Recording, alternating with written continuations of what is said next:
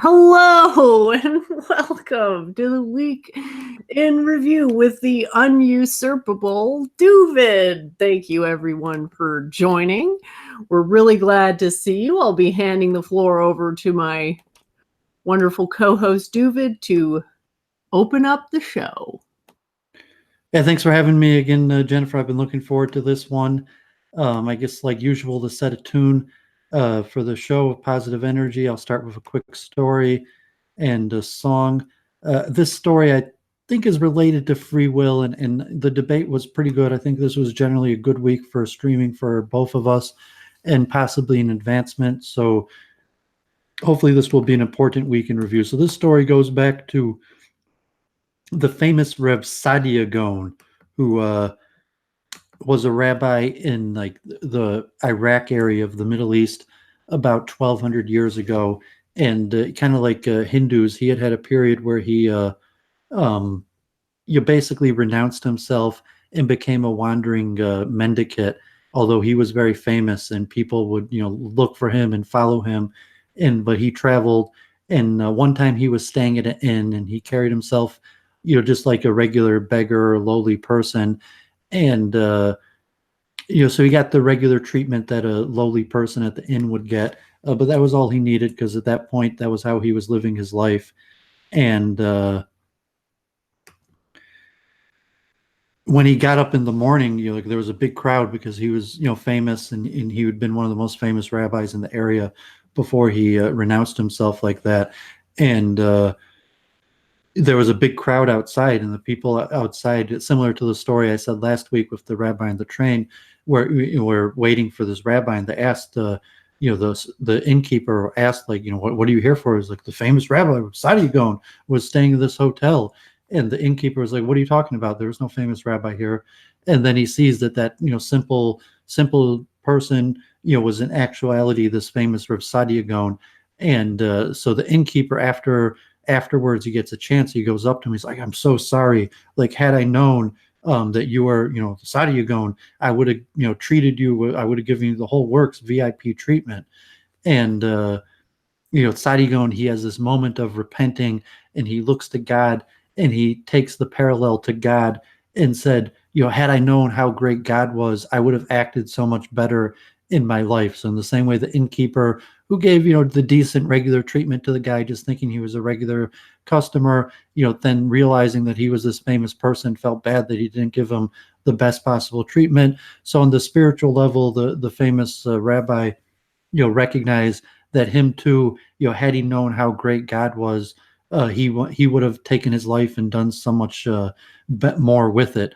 So in that sense about free will, I think it's related to free will in the sense that there's a lot of human potential. So the language of free will, if we're playing like a definition game, but we're looking at what is human potential, what is the possibility, and kind of the free will is this concept that there's a lot more we could do with our life had we known that human potential was possible. And maybe we'll talk about this more in depth with the kind of the high birth and low birth, that a lot of the rich dad, poor dad, it's like, oh, if I had taken high birth, I would have acted like, I would have been able to accomplish so much more, but it's because I didn't take high birth and I didn't have the silver spoon and all these different things. So let me do a quick Hebrew song to set the tune while people come in. This is Psalm 4, Zivkei Tzedek, Bitkei Al Hashem, Zivkei Tzedek, I will offer a sacrifice of righteousness, possibly me, myself, and as the sacrifice, ubitki al Hashem, and I'll trust in God. Rabim oimrim mi yireni tov.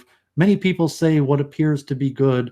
Nusu aleni or panecha Hashem. But for me, I turn my face to the light of the Supreme.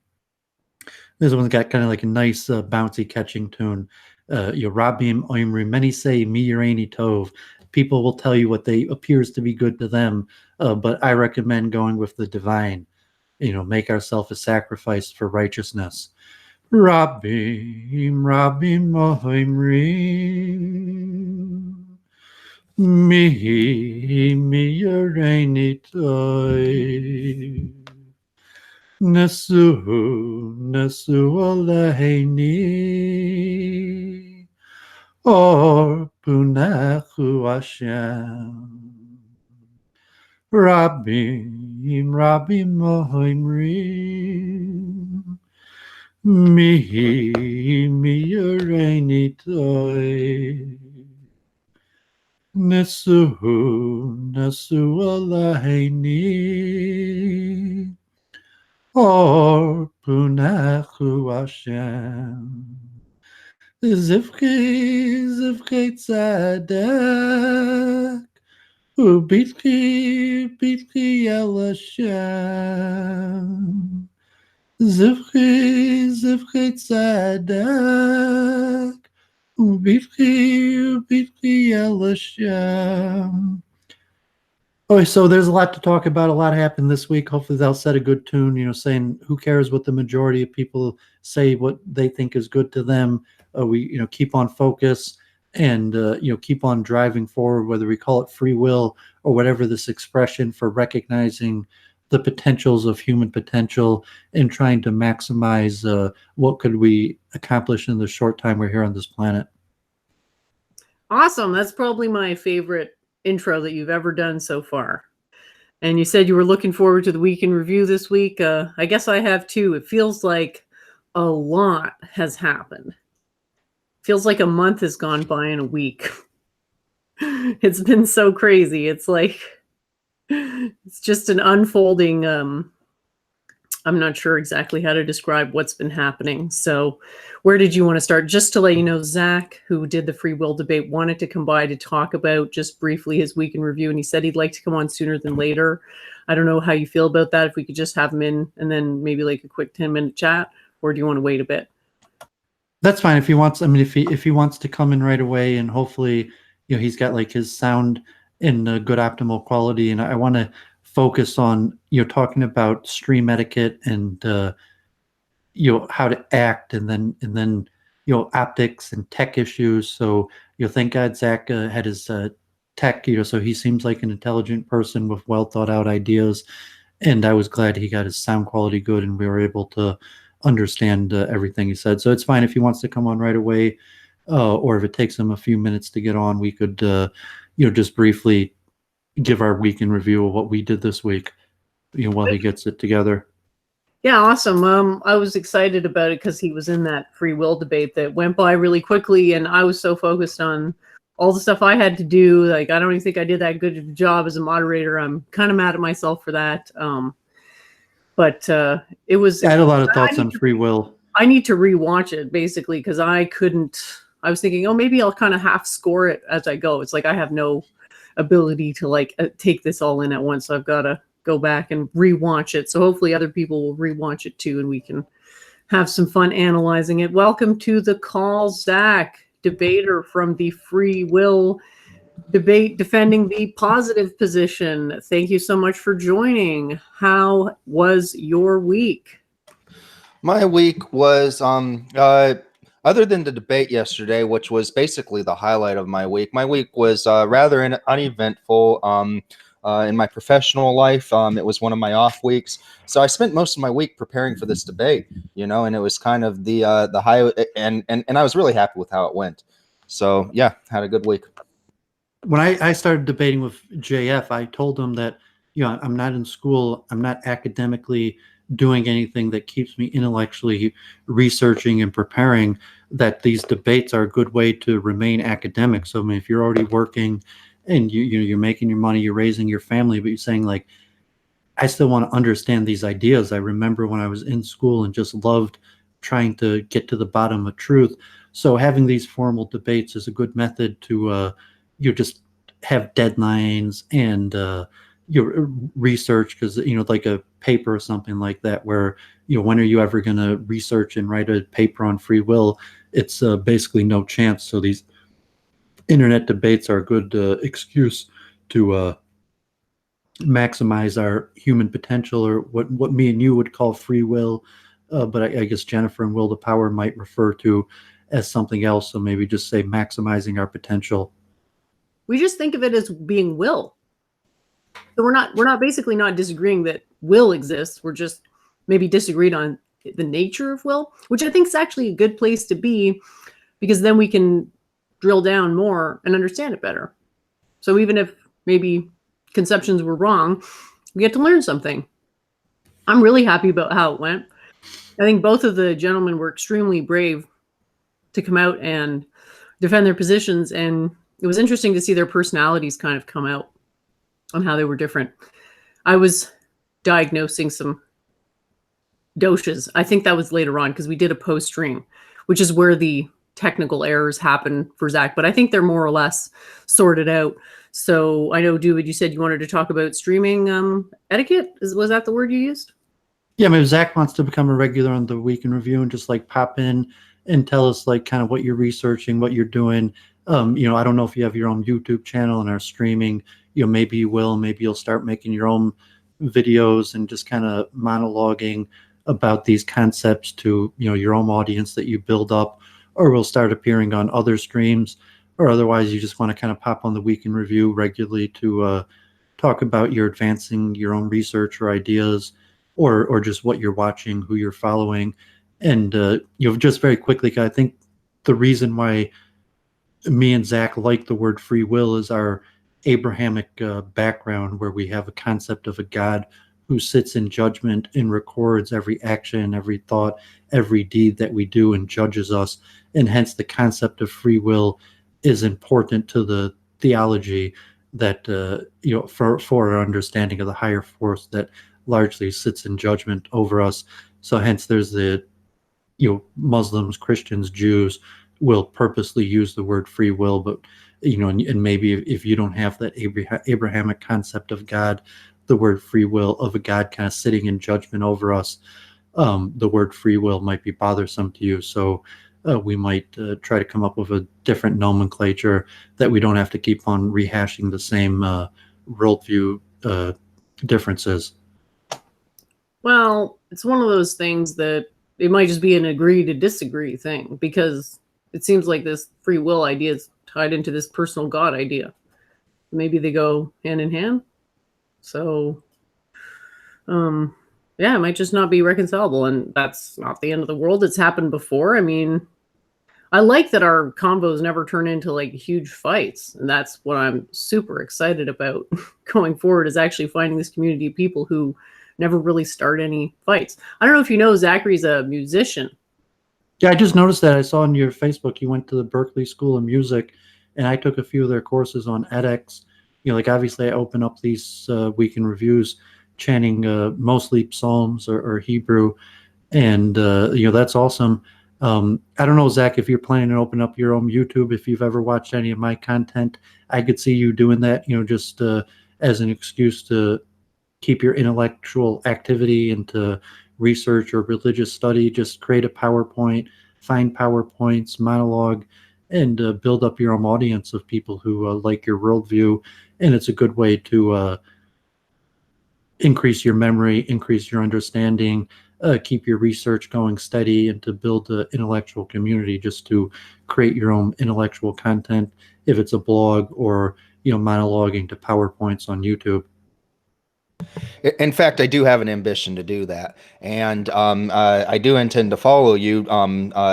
Not for the sole reason, but especially because it seems like you have been very successful in doing that. And, obviously so has Jen. She, she's had astounding success in building this audience and building this, weekly kind of program that people are interested in. And actually, it seems like there's this community forming. But, I'm just coming in here and I'm brand new here, and I'm watching it all happen. And, and yeah, I have an ambition to have a channel and to have people on, but it seems like there's a gap in the beginning, because you don't want to just be streaming to nobody. Or am I wrong? Is that how you start? Do you start by just streaming to nobody and then hopefully people catch on?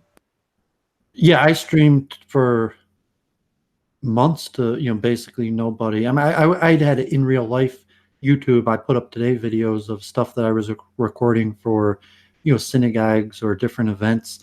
But when I first started live streaming, I just live streamed something that was passionate to me. I handed it to a few local friends that watched it, and a few random people. And you have to build up an audience. So there's a certain time frame where you could assume that very few people are going to watch your content unless they're people you've directly reached out to, like people in real life. Maybe your kids are too young, but like as a method to teach your kids, or if you mentor younger people or something, you want to do like lectures on Thomas Aquinas or something like that, or philosophy, and you figure you just put it on YouTube so they could see it at their own leisure, and then you have to make appearances. So, I mean, I think Jennifer, we met on the Babs cast, and then one of her first major appearances was on my channel that had over 500 views, maybe 600 views now.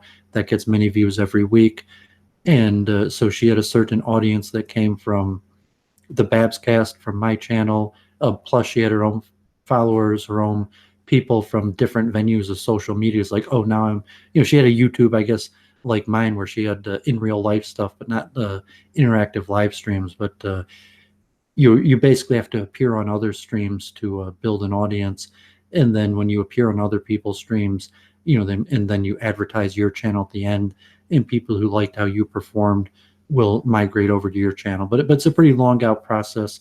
You could assume it will take at least months to build a stable audience of having more than 10 people who are going to tune into you. I started podcasting because streaming wasn't really a thing back then, right around the time when I was in the media, and I met this guy, super nice guy, Brian. He set this entire basically platform up for us to do a show together. And that went on for about a year. That was an awesome experience. He had a lot of experience already in broadcasting, so it helped me get better at just the radio aspect of it. And then that ended, and I did a fair bit of just written work for a while. And then I found Luke Ford, and I really enjoyed the atmosphere in the chat, because it was like a frying pan. It was basically like a trip to hell, but with really hilarious commentary. I don't know exactly how else to describe it. And Luke, there's something about that I find endearing. He kind of reminds me of like Hunter S. Thompson in the Gonzo journal. Like, I know it's not really Gonzo journalism, but he has like a certain humanity about how he covers things. And then he eventually had me on the show, and I was thinking, okay, it might be cool to like do Luke Ford pre-show, because I knew some of the guys in the chat, and I figured they'd come and watch, and that's where it started. And I call that Continuum, as in we were just like continually watching live streams, because that was when live stream was starting to get big. Like, it was, I think it was probably, I don't exactly know the times, but it was circa when Blood Sports was like huge.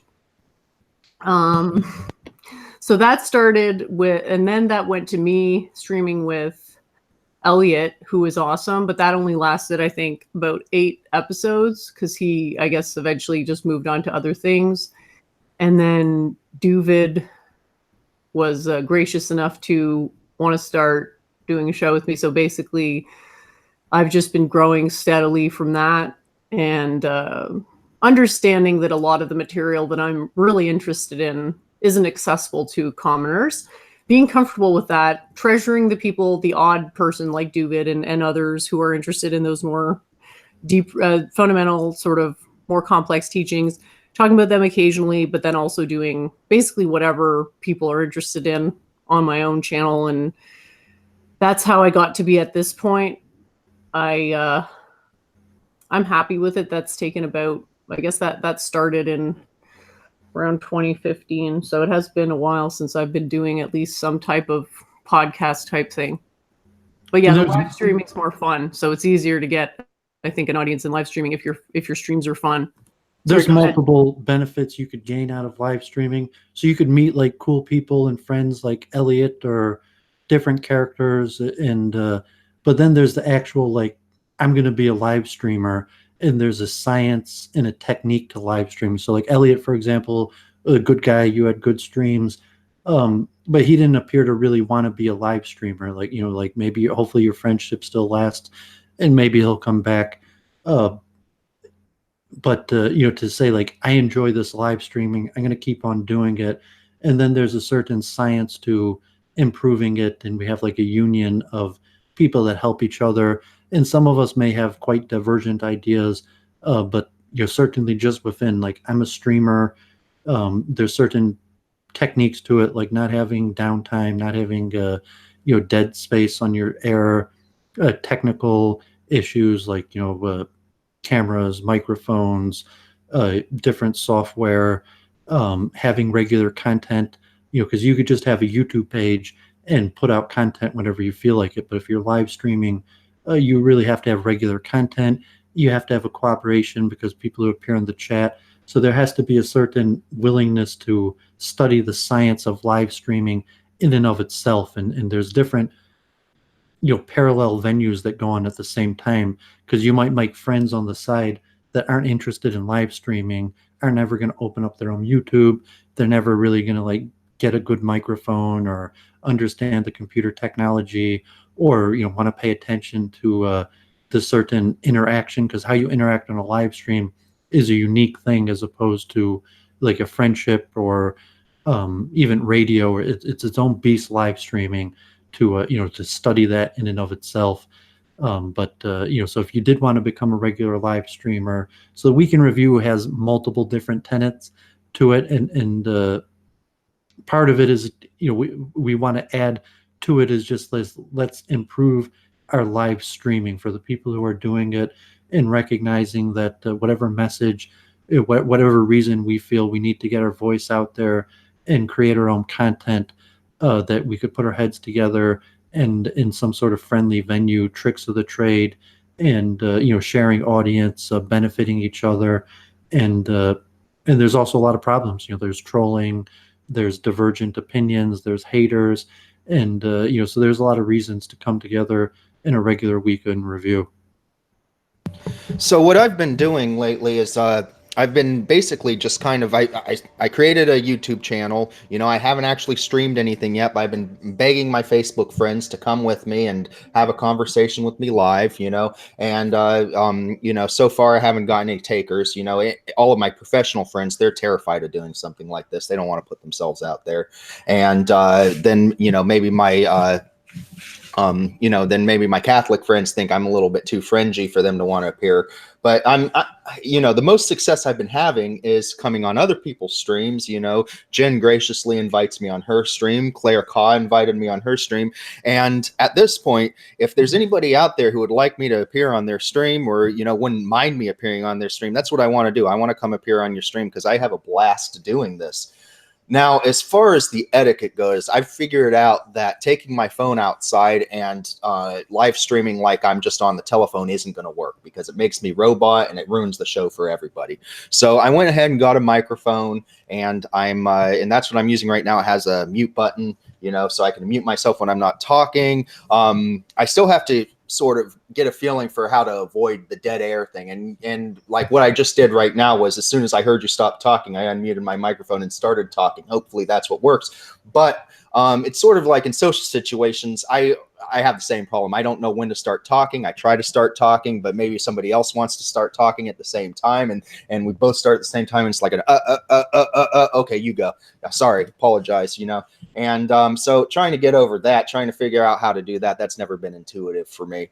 But that's where I'm at right now. I'm also going on to groups in Facebook, like some of my favorite groups where I troll, and asking some of those guys to come and debate me in real life. So far, haven't gotten any takers for that. So those strategies, haven't been doing them long enough to say if they're good or bad strategies. But for the time that I have been doing them, which is like a week and a half, haven't been working. Yeah, there's also aspects of generic public speaking. Okay, we have 18 people watching, or they're different size venues, and recognizing who you're talking to and connecting with your audience. And maybe if you're in a courtroom or something, or if you have experience public speaking, there's different venues of understanding how you're connecting with a wider audience. Looking at it from the perspective of the viewers, why they might be tuning in, what they might be gaining from it. And so there's a lot of thought that goes into being a good live streamer from a whole bunch of things, and it requires collaboration. Of just sitting back and sharing tricks of the trade, and even willing to do it publicly like this.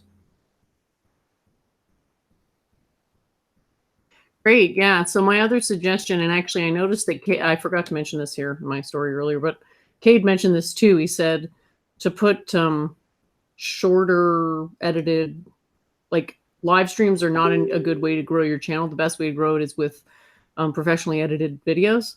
I'm not sure what the optimal time is for an edited video. If you want some suggestions, go look at my older content. I used to, before I did live streams, I did videos that were, I guess you could call that semi-professionally edited, and maybe get some inspiration. If you put your music up there, Zach, I mean, you're a great musician. I remember that song you were playing live on Facebook that one time. That was awesome. People would definitely love to listen to that. And then if you get a basis of followers based on that, there's another guy who grows his music audience the same way through live streams. He was on the show. I think you actually talked to him. It was Josh, the Plume Serpent guy. He might be a good contact.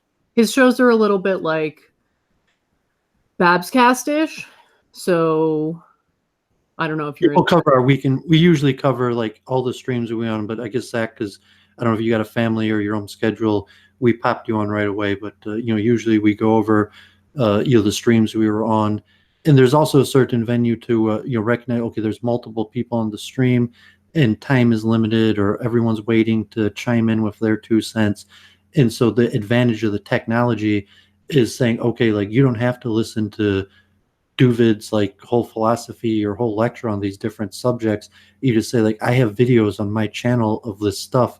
So, people could ask questions or you could fill in, but you don't have to repeat yourself over and over again. You could just refer to recordings of these things that have happened in the past that people could listen to at their own leisure.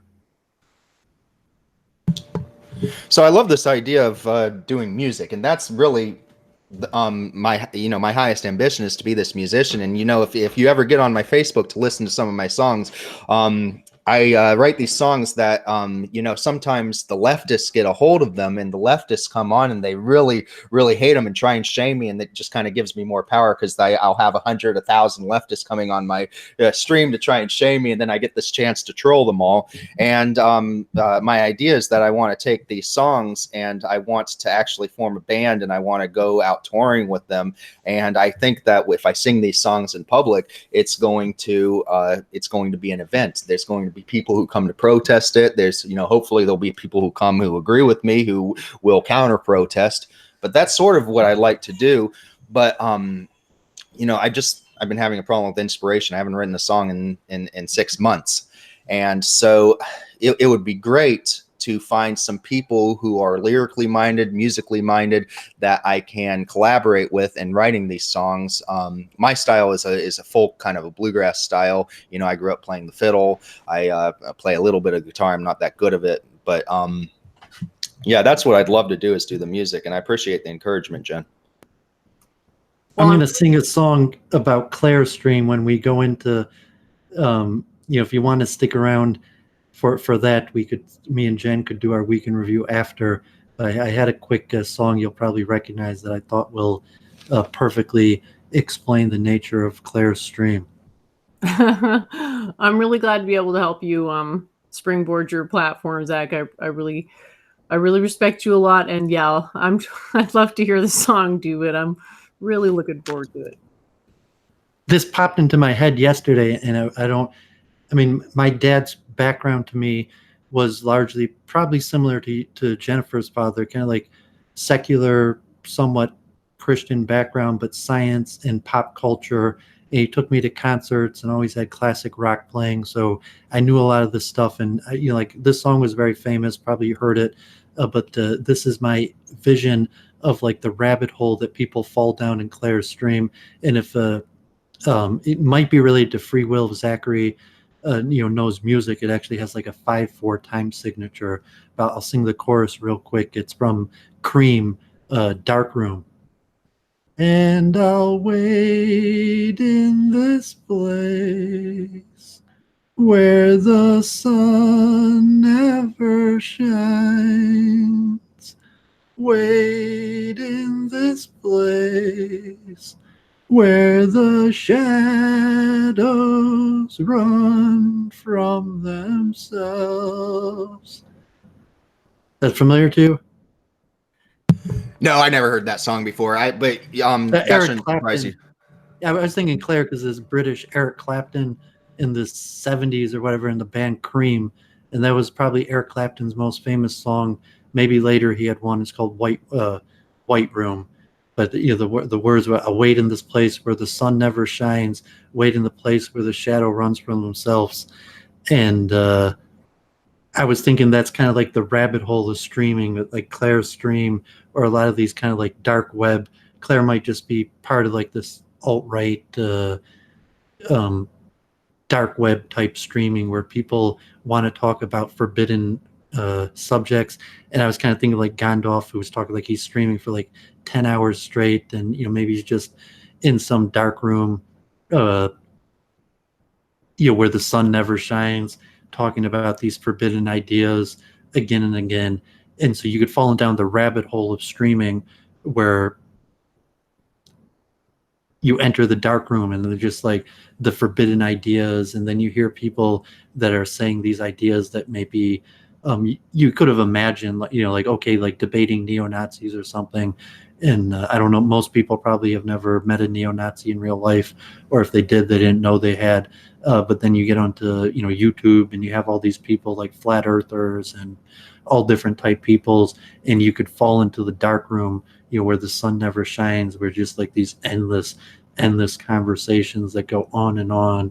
And like, I guess you were on Claire's stream a few times, and that actually has more viewers. Like if she's going now, she might have twice as many viewers. But I think it's like the dark room going down there where the sun's never going to shine.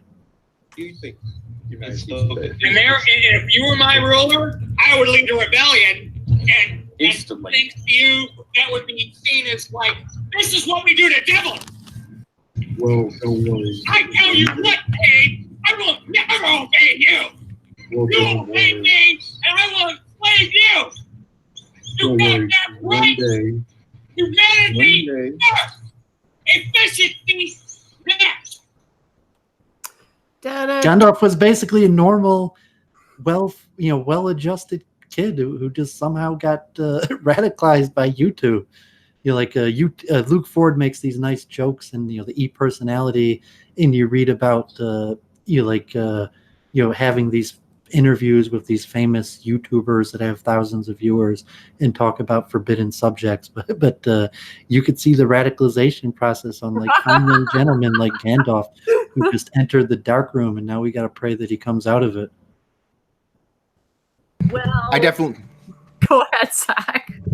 I definitely get that feeling that we're kind of, sometimes when I go on these streams that, were potentially, I haven't gone on the streams yet, but I'm willing to. But some of these people, I get the feeling that perhaps I would be descending into the spider's nest, and kind of, dealing with this energy that's somewhat dangerous. And it's very exciting, it's very exciting to get to talk to these people. And it's scary, because I'm using my real name out here, and I do have a career that I could lose. And if I say the wrong thing, someone can take that sound bite and someone can use it to destroy my life. So, there's something that's very dangerous here. And I have to be on guard for that. But on the other hand, I think that there's also something a lot of fun about this, and there's something that is that can be very productive here too. There's something that can be very fulfilling if it's done right.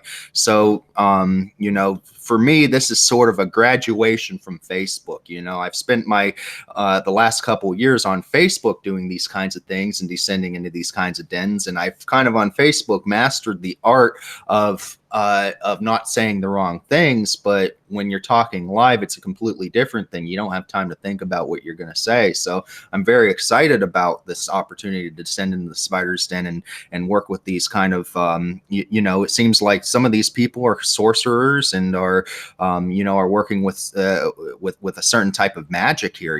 There's a certain power that that these people are emanating, and it's a little bit scary, but it's also very exciting.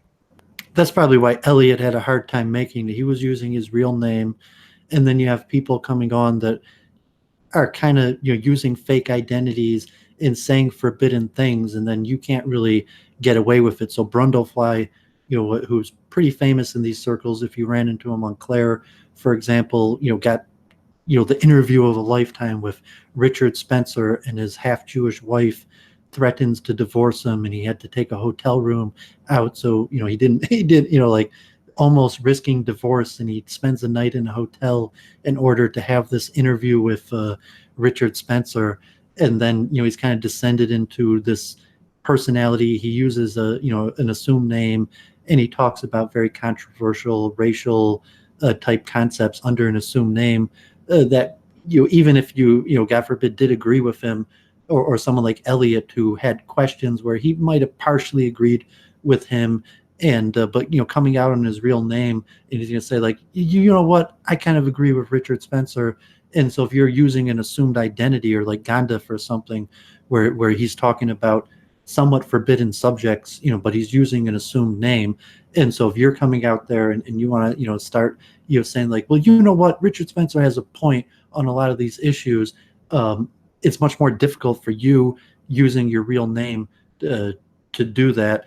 And but it could be a test of your integrity to be on these streams, and allowing like Luke Ford or something, who also has kind of a questionable background, whatever. You could look into all these characters, and the streams are there for viewing history for people who really care. But can you keep your integrity with people coming under assumed identities who are going to act in a way that chances are you wouldn't deal with people in these arguments in real life? And it might strengthen you to be able to do that, but at the same time it might cause great risk to you. And that's probably why someone like Elliot, who was using his real name, was incapable of continuing to do this. Well, I am definitely interested in talking to these people, and I'm definitely interested in trying to navigate these waters, and I think I figured out a way to do it, and I'm reading here in the comments, it sounds like there is a call for the three of us to pray for Gandalf. I wonder what people want us to pray in regards to for him, and are the two of you interested in having a collective group prayer for Gandalf? I think he called for that himself. I can do it. Okay.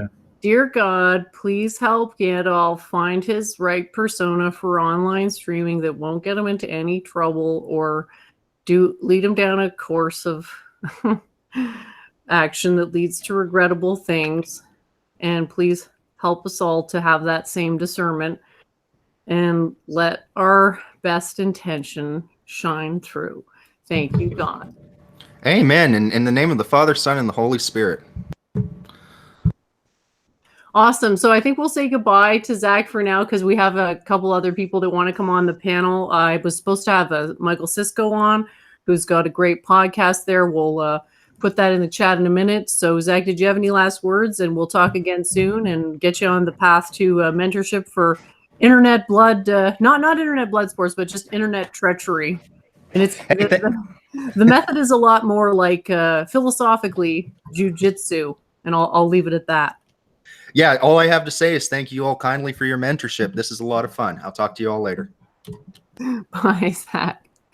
How was my prayer? How was my off-the-cuff prayer, Doovid? Pretty good. I mean, you had like a Protestant nature there somewhere to have like a praying in your own words there. Well, I pray a lot, so I don't mind saying it out loud the odd time if that's what people want. I'm just not talking to God in your own words, as opposed to handed down formulas of like a classical Catholicism, Orthodox Judaism, Hinduism, where you'd have memorized formulas, versus a more Protestant formulating your own words.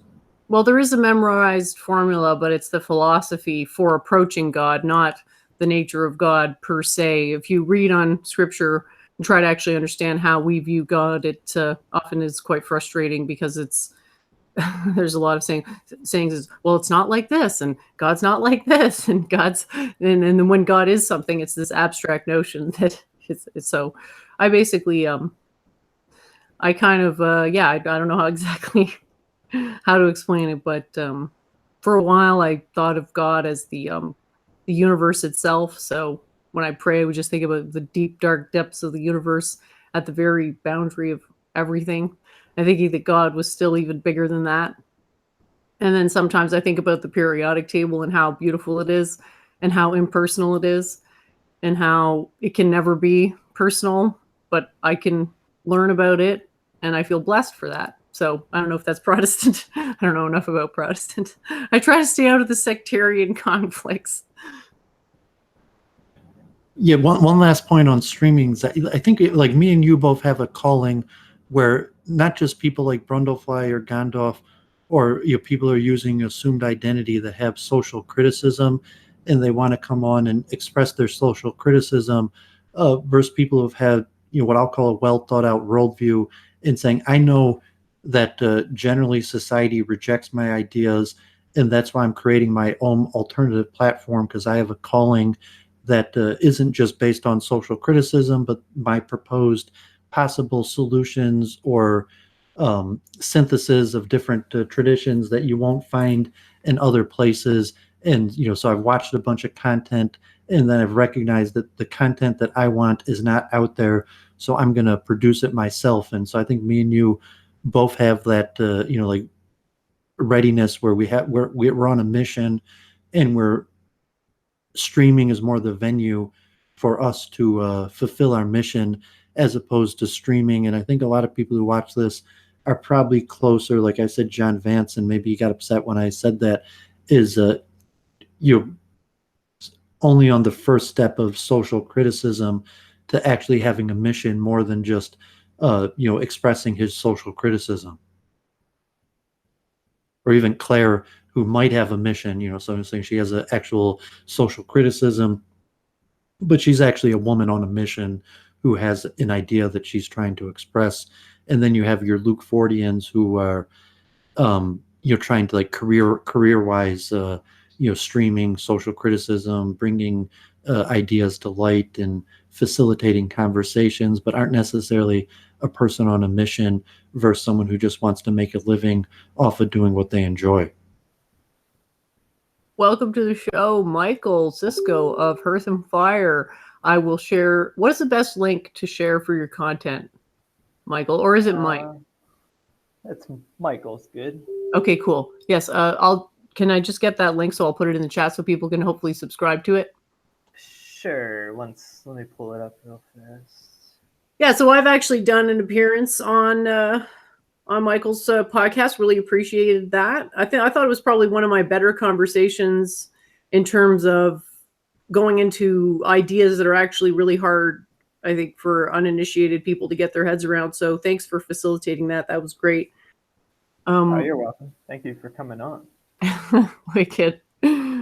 So when you're ready, we'd love to hear about how your projects / your week, because our show format that we're trying to do here is basically a week in review, but we understand people have longer term projects going on. So if you could just tell us what's recently been up with you, maybe in the context of your longer term goals.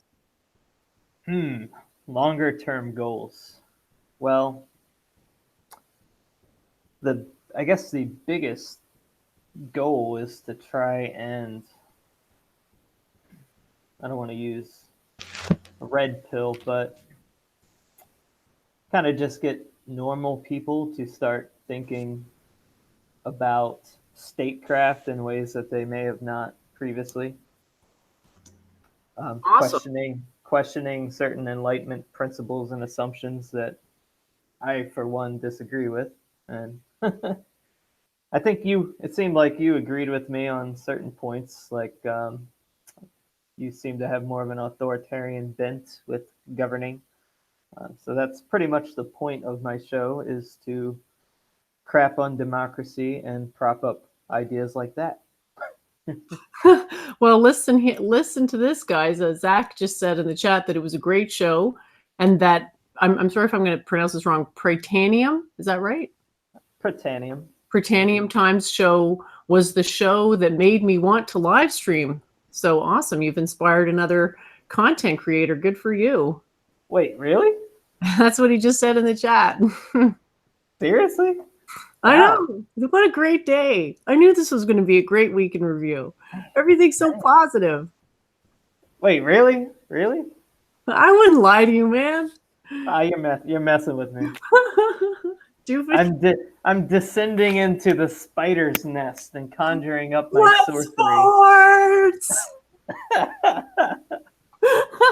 I'm gonna need Doovid to Sing Darkroom. Did you know Darkroom Cream's Darkroom? no. I was thinking of that classic rock song from the 70s to, the dark room where the sun never shines. But, however, that radicalization process of YouTube, works on people versus of social criticism without solutions where, you just recognize that your social criticisms are not being heard.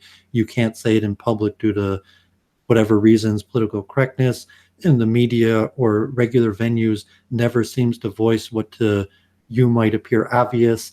And then you could spiral down these YouTube circles of just endless social criticism where you find a commonality among people who agree with your social criticisms. And then you enter the spider's web where all you do is have an echo chamber of people who agree with your social criticisms.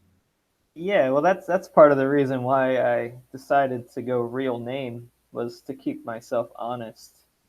Also, I think it ultimately for your ideas to catch on, I think there needs to be a real name and a real persona to lend it credibility as well. But it is good to uh, confront people with your real self and to kind of, because it doesn't help at all with your skills of dialogue to hide behind a fake persona and just kind of go all crazy. I caught a little bit of your conversation with Zach.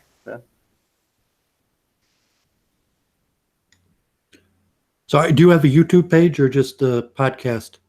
Yeah, there's a YouTube.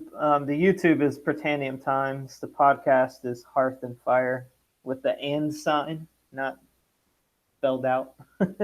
I don't do as much on YouTube, although we are working on a documentary, which will be a full-length film, and that will more than likely go on YouTube since I probably won't be able to get another venue for it. If you're just a streamer, you might be exclusively on YouTube, but if you have your own content in your own, so to say, mission, a lot of those people will put it on all the different forms of social media. So you record, or if you have a documentary, Vimeo and BitChute and YouTube and all these other venues that you will make your content accessible to whoever wants to do it. But in terms of streaming, YouTube seems to have the most superior platform for the live streaming. Yeah, until they turn off your super chats. Well, and for the monetization also, that's if you're trying to make a living off of what you're doing, then complying to the different rules of the different venues, and we've discussed that in previous streams, at length. Yeah, it's user friendly too. It's really easy to use. I just get a little. It's good to have the other ones available because YouTube seems to be a little hit or miss when you're someone like me. Yeah, all of the above. If you're a well thought out person and you have content, and you're not just like a streamer, but you have content and you have ideas that you want heard, and all of the above strategy is probably the best approach. Yeah, I've been sharing the link to your content, Michael. So hopefully the people in the chat will click on it and look you up. Zachary's expressed interest to go on your show, so hopefully that can all work out. Apparently, we're already all 3 Facebook friends. So friend gang, assholes BTFO'd, friend gang forever, super friends, deal with it. Ha ha ha. Wait, what's his last name? I might know who this guy is. It's a Zachary Miller. He just did a free. Oh yeah, I know that guy. Ha! I didn't know that was him. Cool. Small world, eh? Yeah. Well, that's cool. That's awesome. Awesome. So, do you have any projects coming up? Anything on the horizon that you're interested in sharing with the audience so they can get excited about your work? Well, that documentary I mentioned, we are basically comparing Antifa and the alt-right, and then kind of synthesizing both of their concerns and why the current system has failed both of them, and figuring out what will work better for all of us. So that'll be interesting. It probably won't be done for about a year. So Are you self-financing this, or do you have like Patreon or supporters or grants? I have a Patreon, but that pretty much only covers my expense for Hearth and Fire. But once I finish the script, and we will be trying to crowdsource and get some funding. So what I really need help with, well, I don't know if you guys could help, is getting interviews from Antifa and people on the left associated with that. I have absolutely no problem getting in touch with the right people and the white nationalist groups. They seem to be pretty eager and willing to do interviews. Finding the What area are you located in? Baltimore, D.C. I mean, you should have no problem with Antifa. I mean, I don't know what type circles you're in. Say if you're, but I mean, I would assume that Baltimore, D.C. Antifa is definitely more strong than your alt-right. And if you're doing documentary on the ground, you could start with the ICE protests. Like I follow I've shown some of live streams from Jewish protest groups. And we're not directly Antifa, but we work together with Antifa, and certainly the ICE deportation protests are all over the place. And you may or may not find Antifa at the ICE protest, but there's probably some overlay to some of the regular protests that you might see in Baltimore probably all the time on racial issues or deportation or DC. I mean, it's probably a sign of your right leaning if you have more alt-right connections than Antifa in that area. Well, that probably wouldn't be wrong, but I don't know. In DC, you could just walk down. You could just walk down like downtown with your cell phone and find like your friendly local Antifa. Well, I've seen them. I was at the Unite the Right 2 as media with the press pass. They didn't seem all that willing to talk.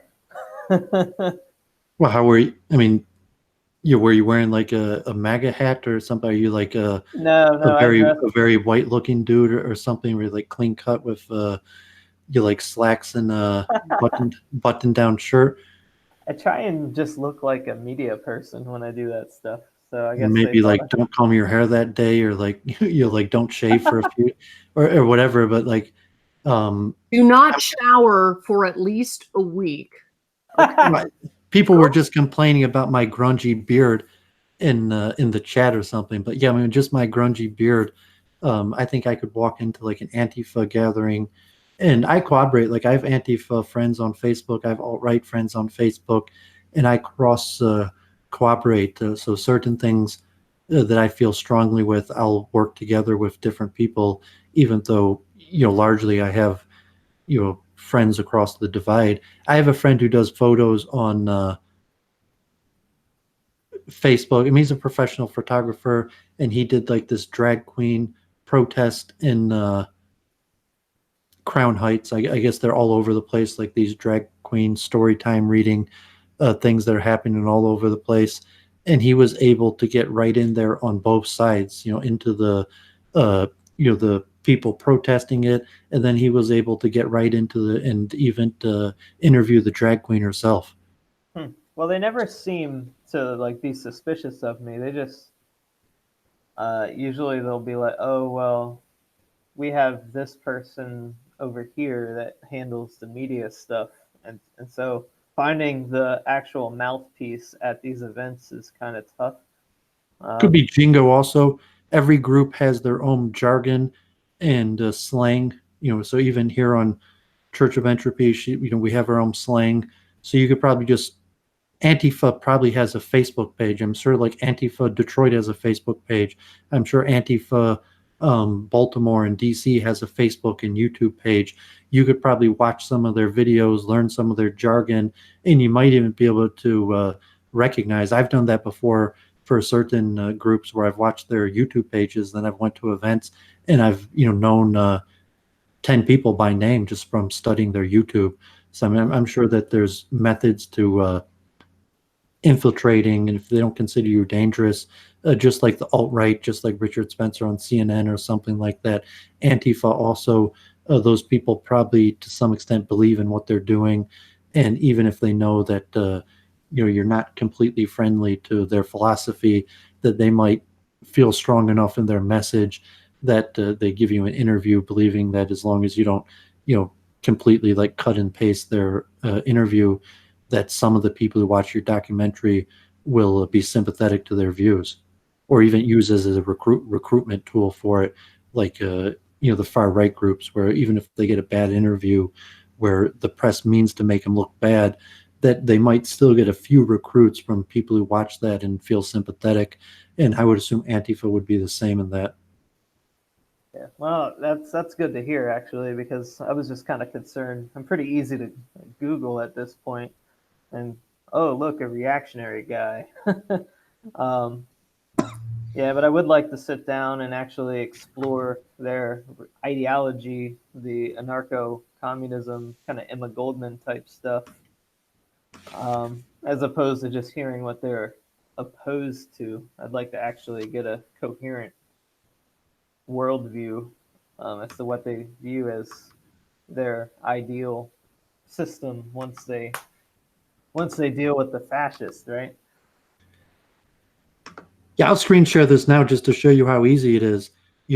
I just searched Baltimore Antifa and I came up with MD Antifa, 1,300 likes, even has a phone number. Maryland Antifa, keeping fascist free. Oh, is that pin? So the pin thing. So this is out of date. This last post is from a year ago, and their pin post is the punch of Richard Spencer. Here's Baltimore Antifa. I could just go to Red Emma's and hang out there. This one also seems out of date for a few months, but a lot of times it's the same people who form these organizations or keep on switching pages, but usually it's not that complicated, because most of these people are not committing illegal activity. So if they're committing illegal activity, or like violent people or something, and even that, like for example, the literal Nazis who marched in Detroit at the gay pride protest have a Russian Facebook page, and we did a video about them on a different channel, and they ended up sharing it. So I'm saying, like, even like, so to say, the literal Nazis, not just like the alt-right, even they had social media, and we were able to contact them directly. Oh, interesting. Well, maybe I should just not be so worried about it and just be like, hey guys. Well, they might even have public meeting because they recruit. So I mean, you're not talking about infiltrating them. You're talking about giving them a fair interview, so to say, make a fair documentary. You could assume that they might be friendly because they're probably recruiting, and you tell them you're going to make a fair documentary that some people might think they're scum and dislike them, but some people watch your documentary may be a jumping board for people to join Antifa, and it's saying that's not the point of your documentary, that you would feel bad if someone watched your documentary and joined Antifa. Then you may not be making an objective documentary if you're not giving them a fair enough chance that a objective viewer who could go either way might take a favorable opinion to Antifa from watching your documentary. Yeah. I mean, I hope to present them both fairly.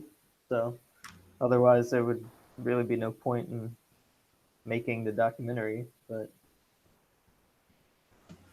so it wouldn't be conducive. I was thinking you could do something like what was that Project Veritas thing? I could just imagine you doing your Antifa version of Veritas, where you like smear dirt all over yourself and put some fake needles sticking out of your pocket, and don't sleep for 3 days and don't bathe for a week, and you're like, oh, okay, maybe I can finally fit in now. Well, I do. You could be a shock jock like that. I mean, that's how Andy Worski, was largely a shock jock, and JF was more serious for the beginning of blood sports, and you could try for like the shock jock type thing. But I mean, I'm sure Antifa at the end of the day wants to recruit like clean cut professional people. And I know here in Metro Detroit, for example, they raise money. They had a GoFundMe, for example, when Richard Spencer came to Michigan State and Antifa, over 20 Antifa members got arrested. They raised on public, social media over $20,000 to bail out of prison the people that got arrested protesting Richard Spencer. So I'm saying you could be a clean cut, friendly person, and you don't have to like infiltrate them in that way. You could probably just make a donation. Huh. Like help one of their guys get out of prison or something, or whatever the case is. That like you don't have to pretend like you're. And it's kind of like the alt-right where God forbid, like Luke Ford said, no one comes to this from a position of power. Usually the people, it's Luke Ford's marginalized movements attract marginalized people, and so the alt-right and Antifa are generally going to fall into that category of marginalized movements attracting marginalized people. But they don't want to be a marginalized movement that only can get marginalized people. So if you're a clean-cut person who could afford a donation, who has a car, who could give people rides, it's pretty easy to befriend them. Saying like a lot of times on Facebook groups, and they'll actually advertise their events on Facebook, and people will like need rides. So I mean, you could be like just a friendly dude who has a car and is willing to drive some of the stragglers to an event, although you have to understand security and your own safety. But I don't think you have to like pretend and do any of that stuff to get as a documentary maker. And like I have a YouTube page of thousands of videos.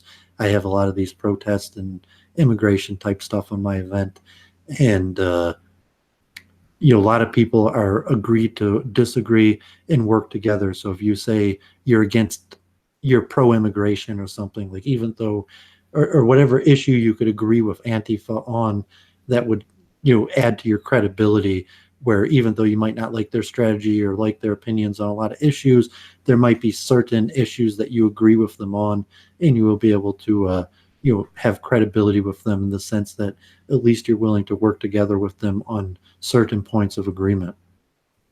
Well, there is, I suspect, more agreement between like the reactionary right and Antifa than either side realizes.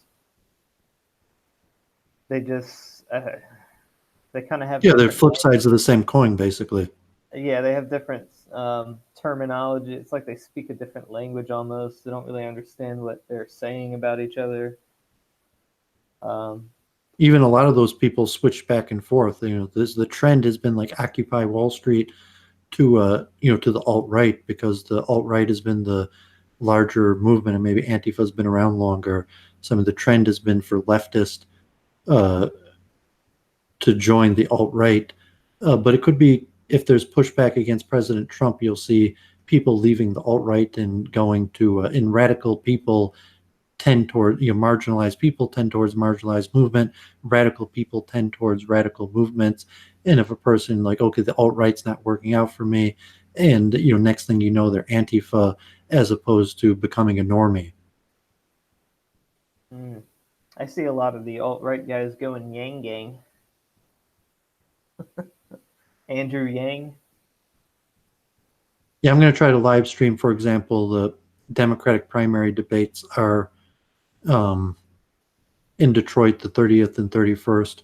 But that's also something you could try to do, is just going to public events, like if Yang comes to your area, or Tulsi Gabbard, or different candidate, to just hang out and go there and film, interview people on the street, or a Trump rally, protests. Like I'm recommending ICE protests, probably, like for what you're doing. It might be like something like ICE protests might be the most likely to get in with those circles these days. Yeah, good ideas. Good ideas. Thank you, Mr. Doovid. Thank you. Awesome. Thank you so much. So did you have any last words, Michael? We're probably going to move on to another guest, or actually maybe start our own week in review pretty soon? For you. Just, of course, check out my podcast. It's on about 10 different podcasting apps. It's on all the major ones. Stitcher, Spotify, Apple, iTunes, iHeartRadio even. I don't know how it got there, but it's there. And follow me on Twitter at Protanium Times. And if you can't spell it, it's not for you. I didn't mean to interfere with your chill stream, or continuum. So, if you and Jennifer reschedule for whatever time, you could even do that right now, or reach out privately to reschedule that. She always gets. I'm apparently not very sharp when trying to schedule with Jennifer. I don't know what's going on with me. Anyways, I'm gonna blame it on the heat here in Baltimore. It was like 101 today. So we'll figure something out, and you're welcome on the channel anytime. We stream regularly, but I know your schedule is busy, so just keep in touch. We've got each other on DMs. I'm sure we'll set something up sooner than later. And I've put links to your stuff in the chat, so people can check that out. Thank you again so much for coming on and regaling us with stories of your work. And thank you also for your contribution to the culture. Everyone who's doing what they can, even though it feels like maybe a small thing in the long run, can actually end up adding up to something quite significant. So I'm really glad that this is something you're pursuing. All right. Thank you.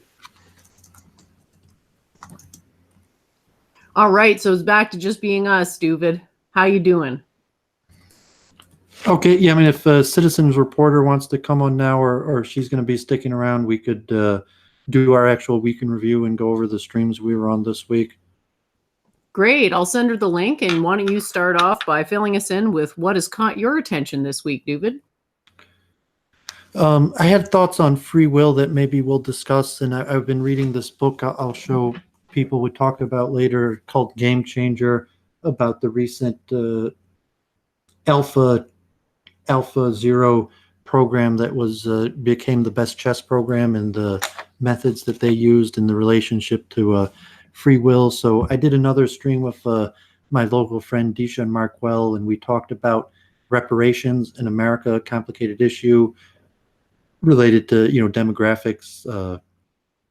Reparations to African Americans, very popular on the Democratic side, very unpopular on the Republican side, and so we had a talk about that in my house.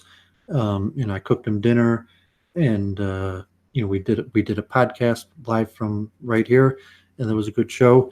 If some of the people caught that, Brundle, I had John David Ebert on my show, and Brundle was supposed to have him Wednesday on his channel, and that got pushed off. I guess he has some sort of personal difficulty he's been going through, and then Brundle had like a inability to stream, so the stream ended up on my channel, and so I had two, like, we had a timing mismatch because it was supposed to be 2 p.m. Friday, but he thought it was Mountain Time, and I'm Eastern Time, so me and Brundle streamed on my channel for like an hour and a half, and then we finally got in touch with John David Ebert, and he joined my show, and he had his buddy who was like a Jungian psychotherapist that wrote the introduction to his book on hypermodernity. It was an interesting stream. John David Ebert, Gandalf knows him. He's pretty popular. He got his start writing for Joseph Campbell, who's pretty popular. Eke Lux is actually a fan of Joseph Campbell, but Campbell's pretty popular. Ebert's written a bunch of books, and so that was an interesting stream. Earlier today, maybe if this carries on, I'll show in the background. We had another one of these Indian festivals. It went pretty well.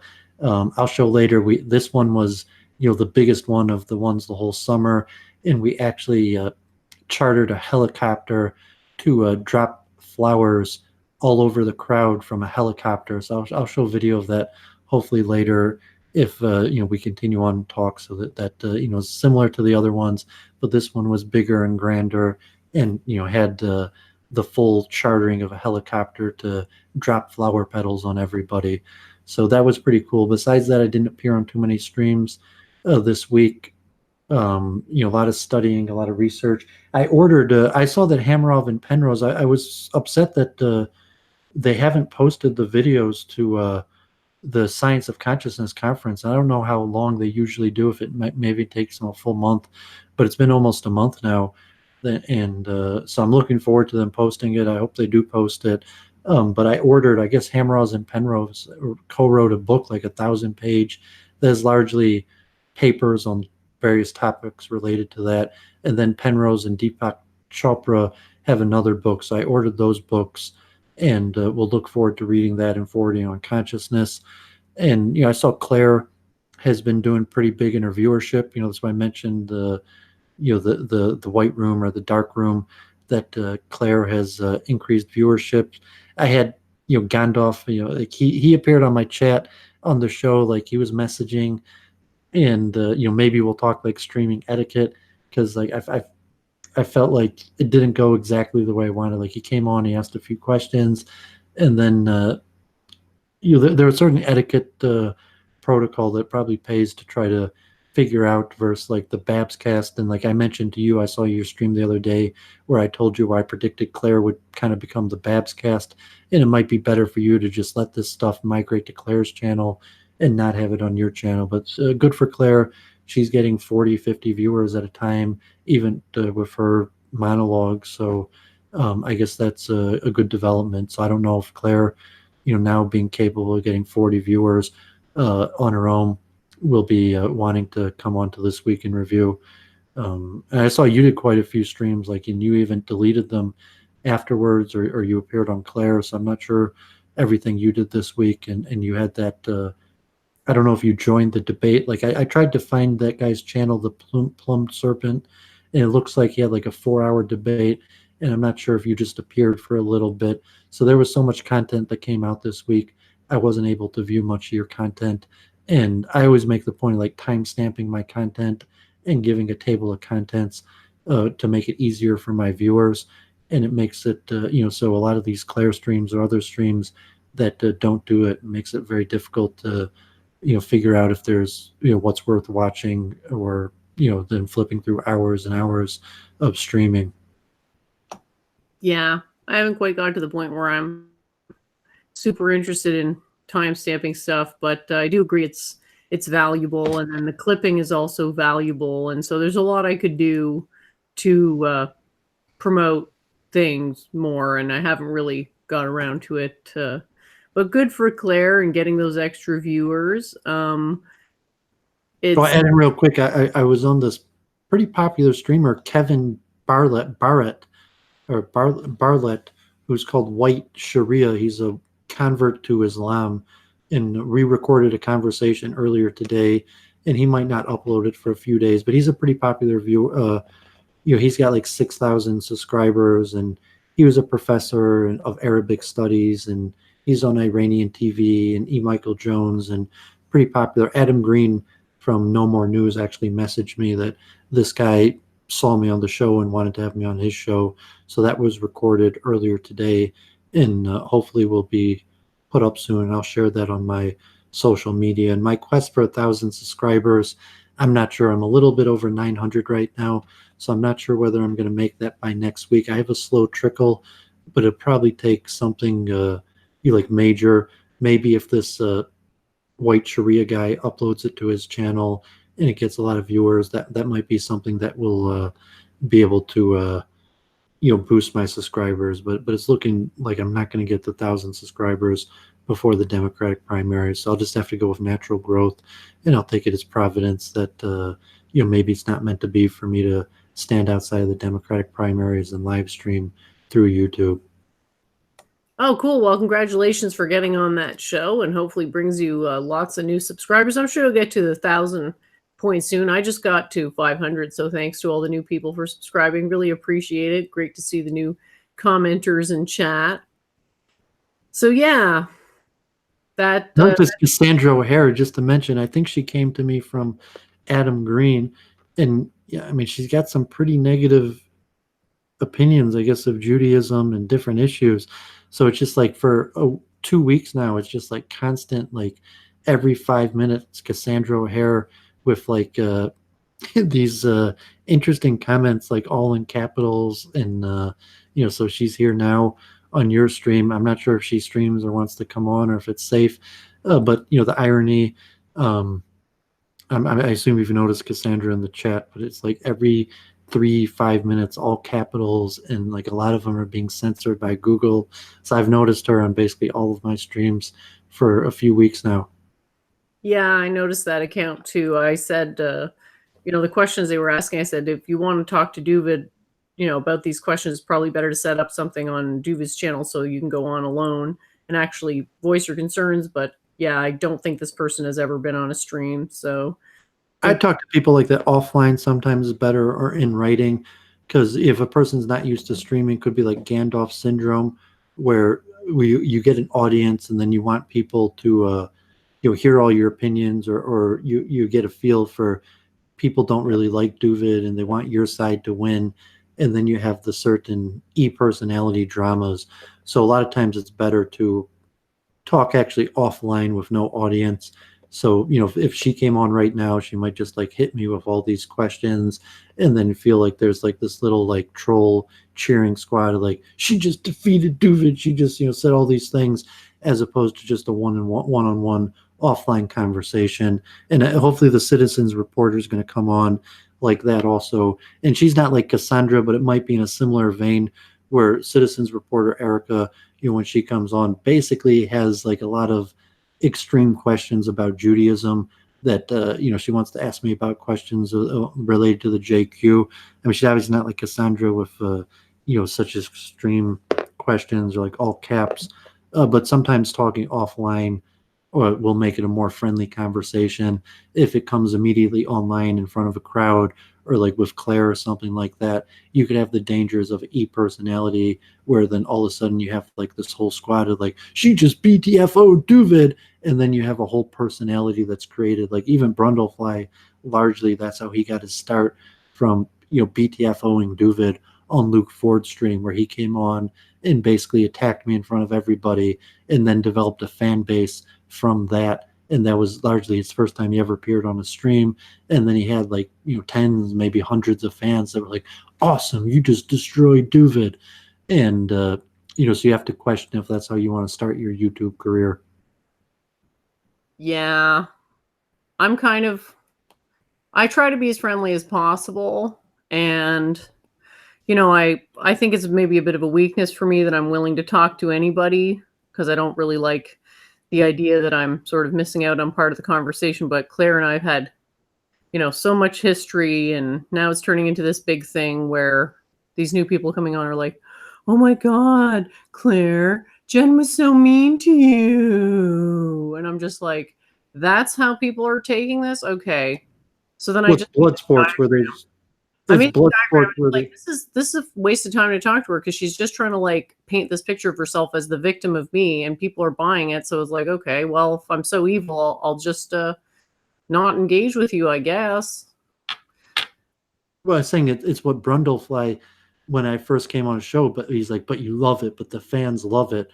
So if Claire right now with 40 viewers, and just taking a side, so if there's two main characters in a debate in front of a large crowd, just by taking a side, you could get your own somewhat viewership if you're willing to come on and take one person's side over the other. And there's the certain victim of the personality, where you have a immediate following by taking one side of an issue or the other. And are we really forwarding ideas and saying, okay, do you mind that Claire has 40 viewers, and is she really forwarding ideas, and say I'd rather have a smaller chat that are interested in actually forwarding ideas than a bunch of like den of vipers. I kind of feel like the audience will get bigger when people are ready, and people are complaining that I don't dumb stuff down enough, and I'm like, I don't really see it that way, because I'd be lying if I went too simple with things, and I do try to simplify it as much as possible, and we do talk about stuff outside of science quite a bit. And so maybe people just aren't ready, and that's cool, and I'm fine with I mean, I see it as a positive for me, because they basically like stream sniped my entire, no, I don't know if it was the whole thing, but at least part of it. So I kind of feel like they're promoting my stuff for me.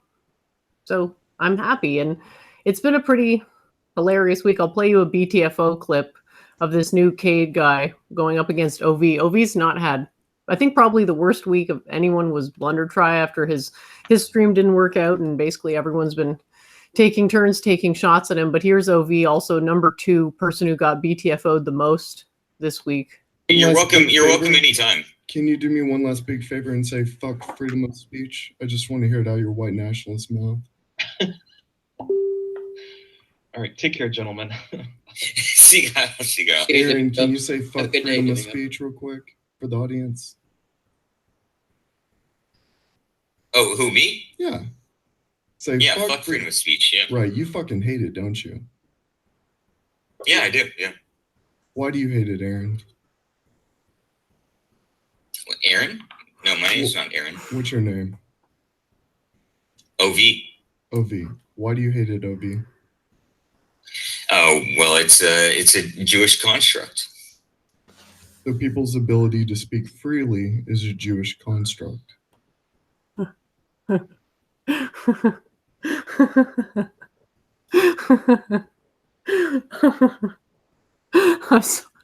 found that one. Do you have your Daniel Sinklowitz also? Which one? Going beyond human praxis and interactions? Where he was like, it's completely not worth my time to speak with you, and then like he storms off and he's like, see you next time. Whose stream was that on? I think it was on Claire. I mean, was he talking to you where he said like, like he's here to promote the white race, and it's completely not worth his time to try to talk with you, and then a second later he's like, okay, talk to you later. Was that earlier today or last night? I think it was even earlier today. It was like days ago.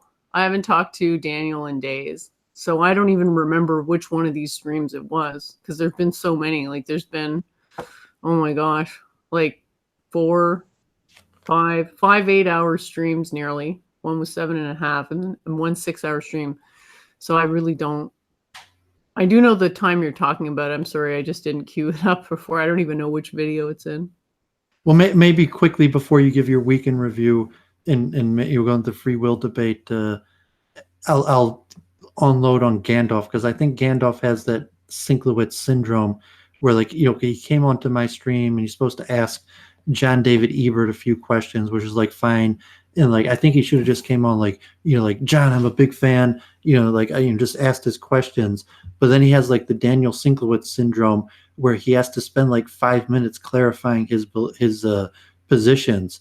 And he's like, wherever Gandalf does it, where he's like, like, I'm not a white national, I'm not like, and it's like, no one cares. Like, he's using an assumed e-personality, not his real name, and he's coming on like it's necessary for him to clarify like his views on all these positions. And okay, if it's one thing, okay, he's on my channel, he wants to introduce himself to my viewership, that maybe my viewership actually cares who he is or what he thinks on these different issues, as opposed to just someone coming on to ask the guest a few questions. And then he becomes like panelist where he's answering his own questions and then like preaching the different things. But it was kind of sounded like Sinklowitz where you're just like, let me take an hour to clarify my opinion on all these different things. And it's just like, no one cares about your opinions on all these different things. It's not the right venue for it. And it's part of that, e-spiral where, especially when you're not even using like your real identity to try to like clarify your e-personality's view on different things. And, so Claire stream has largely deteriorated, although it might have good viewership. That's why I said it's like the, it's like the spider's web, the rabbit hole, or the dark room, like that, where it's just a bunch of e-personalities like OV clarifying the positions of this like fake identity that they have online that they use to talk. It's like and then Brundlefly came on, he's talking like Magic the Gathering. So like to some extent the whole stream is like, it's really like Magic the Gathering, like the trash talk that occurs while people play like Dungeons and Dragons, but they're not playing Dungeons and Dragons. So it's just like the trash talk that like a group of people might be talking during a Dungeons and Dragons or like Magic the Gathering game, except they're not actually playing a game. And that's not the direction I want to go down in streaming. I think you need certain protocol. There needs to be certain understandings, mutual understandings, and like we hopefully we'll talk more about protocol. But like I know you've been on Claire a lot, and you talk with her for hours. I've avoided her channel because I don't think there's really anything to gain. Maybe a certain respect to perfect your ideas and argumentation, where it's just like, okay, let me come on and argue with a bunch of random people to perfect my ideas. But I think research is a better way to doing that than than this constant back and forth, largely pointless bickering or clarifications and personality dramas. People are probably better off spending their time researching. Yeah, and I'm glad that you see it that way. That reminds me of something that you said on that stream that got really heated between John Vance and Monsieur. I can try to look it up because they were fighting like cats and dogs, and you were like, yeah, multiculturalism is tough. And it was pretty funny because you could see that you just really wanted to avoid the fighting, but they were just like, they were super mad at each other. Well, you're going to take the shit that was given to me for generations, for fucking centuries. No, fuck off. Like if you're talking about like you want creating. to Shut the fuck up. You want to preserve this current order right now? This current. No, shut the fuck up. No, Shut let the Monsieur fuck up. finish. Shut the fuck up, you piece of shit. Triggered right Okay? now. Let Monsieur finish. Let Monsieur Okay. finish. Because Like, I have you can call your new order whatever the fuck you want. Like if you want to impose a military order and a military elite, sure, whatever. It's your right. It's your right. But like to say like you're restoring the traditional aristocracy when the traditional aristocracy, the descendants of those people are still in power today, like it's just a fucking LARP. Just admit that you want people like you. You want people like you to be in charge. I'm perfectly fine with that. I'm perfectly fine with you wanting to take control for yourself. But to wrap it in restoration when you're literally disenfranchising the people who are still in power, you can say that they're evil. You can say that they're your enemies. But don't fucking say like, this is like, okay, this is like if, this is... This is already from like 2-3 months ago on the Babs cast. yeah. I mean, Babs hasn't streamed in a really long time. He might, God forbid, be caught up in the Epstein scandal or something like that. But, yeah, the unfortunate is like Brutus the British, who was like, wants a free house in London for hosting a racist YouTube show that he thinks after, God forbid, they kick all the minorities out of London, that he deserves a free house. That that someone like Mansour, who worked and got ahead, and he's not in London, but like now has a house in London, that eventually is going to be kicked out, and someone like Brutus the British is going to get his house afterwards. And people should try to accomplish. I think that you're seeing that. It might also be related to free will. That people don't believe in free will as an excuse for their failures in larger life, and that's why I like referring to free will and saying like, well, there's not free will, because if there was free will, I wouldn't have failed in life, because that free will implies that I deserved my failure. So you have like these kind of like personalities or possibly white nationalists or different people, and they're looking at their real life and saying like, I'm broke, I don't have any friends. I mean, Luke Ford is very good because he goes over this again and again, the marginalized movements, attracting marginalized people, instead of recognizing like, okay, I'm a loser, I have no friends, I'm a failure in real life, so let me try to use the venue of YouTube to benefit myself, as opposed to like creating this fictional winner character where I'm on YouTube and I pretend like I'm awesome and a winner, even though that doesn't correspond to who I am in real life. And so I would like to see people winning and having victories and advancing in their life and congratulating each other. And hopefully we're able to create a venue to help people. And the week in review, I would like to hear people talking about their victories and how things are working out for them, as opposed to this constant like bickering and driving up their personality by BTFOing other personalities, or by like their stats. My victory by how many views I got or something like that. Even Claire or something, okay, she has victory that now she's getting much more viewership. But like you want real victories that I think me and you both clearly who have a mission and something we want to accomplish, and what we want to accomplish is largely in real life, not necessarily by just creating e-personality. That this is just a venue towards a larger mission that we're trying to accomplish. Sorry. Yeah, that has worked for me so far, and I'm having a great time. I mean, last week we didn't even get to talk about your thinking about doing yoga streams or something like that, and you're thinking like with these e-dramas, you can't create like yoga streams because you're just going to get a bunch of down likes and trolls and people who don't appreciate what you're doing. That will make it hard for you to build up a venue of people that do want the content you have to offer, and you have to do whatever possible to have a more positive attitude. And the people like Gandalf or something that could be someone successful person and just has the dangers of falling down the e-personality black hole, or even will to power or something like that.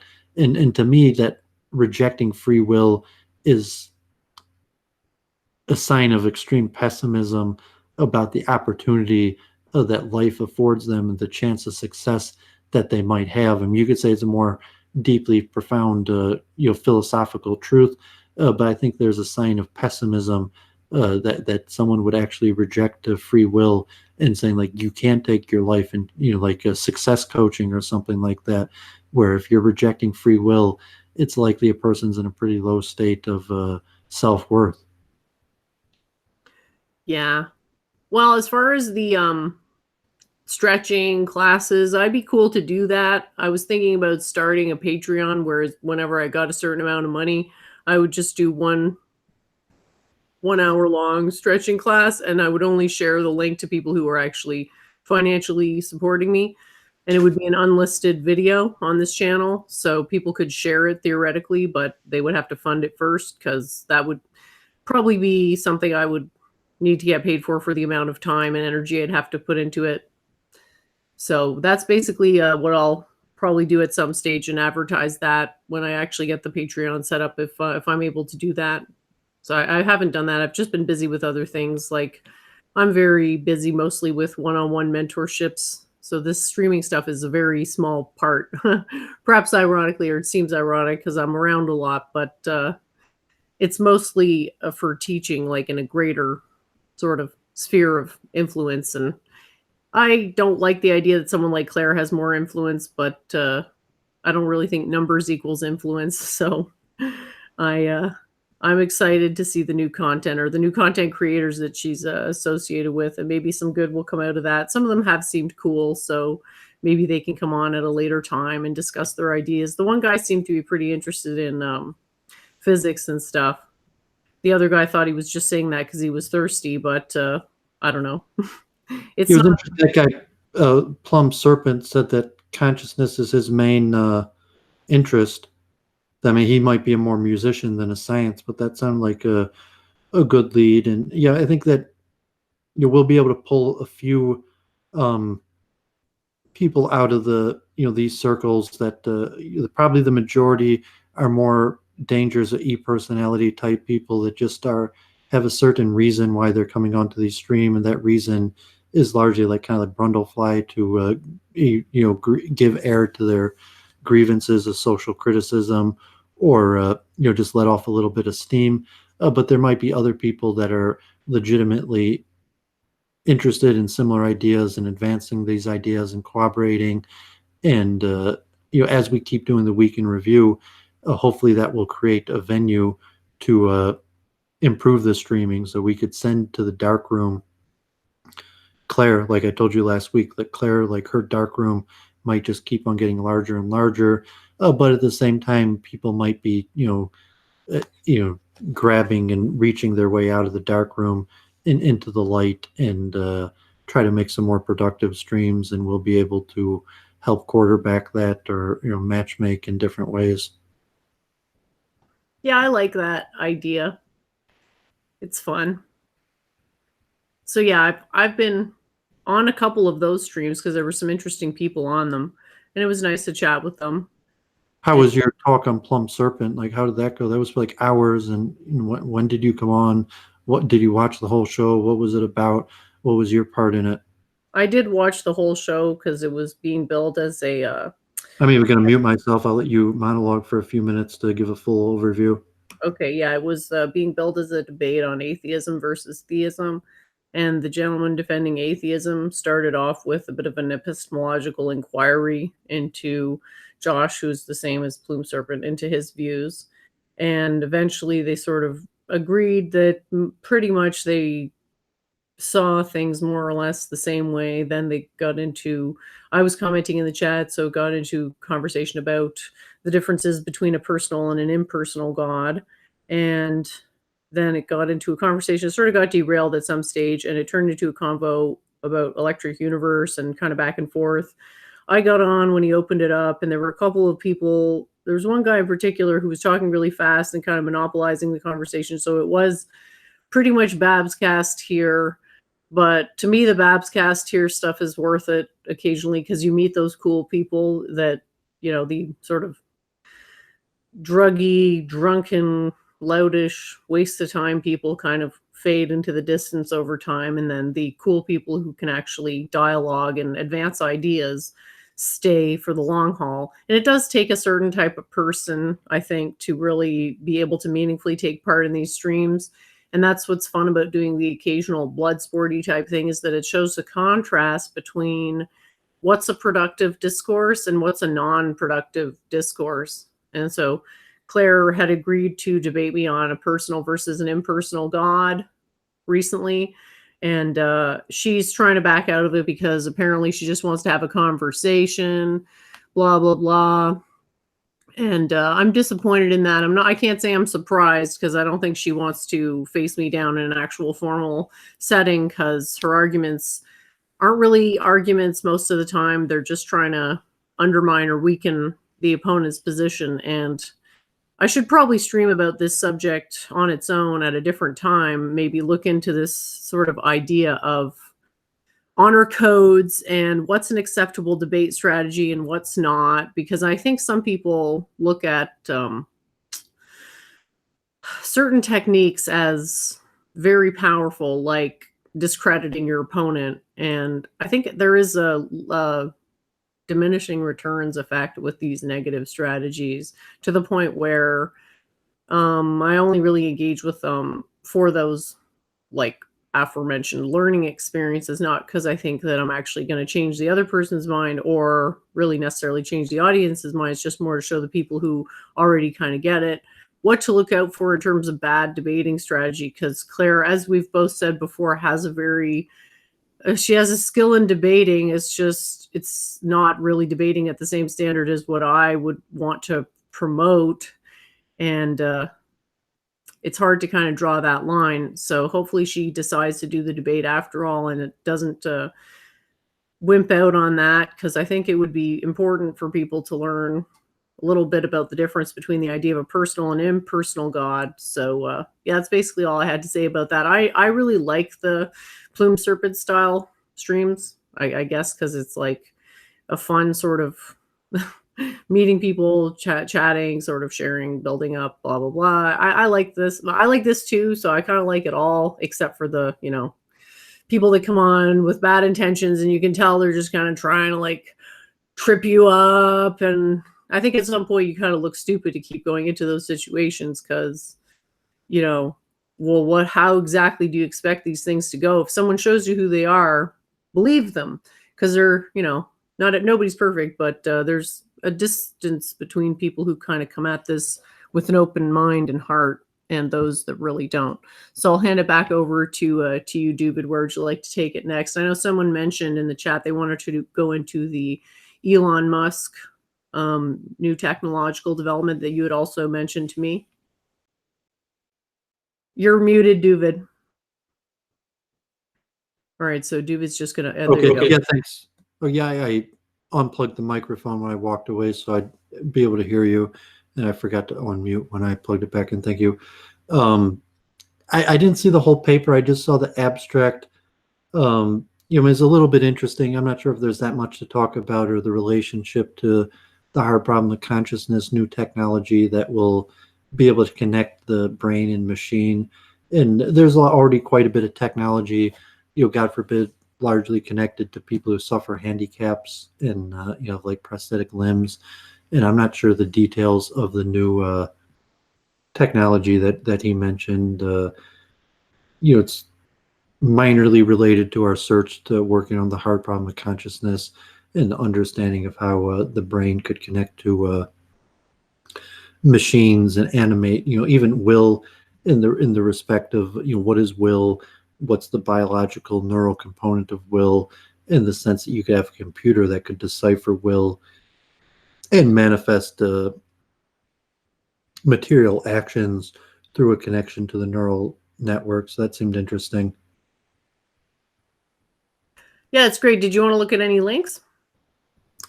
I couldn't find anything. I mean, if you had something interesting, but I just saw like the Twitter, and it looked like they didn't release the whole paper. It was just the abstract, and it hasn't been peer reviewed yet. So I'm not sure if it's just like a pre-release or if they have any actual technology, and it could be more a publicity stunt, and who knows what's actually available or not. So unless you had any information, I didn't see large amounts of information out there besides that they released that they're releasing something.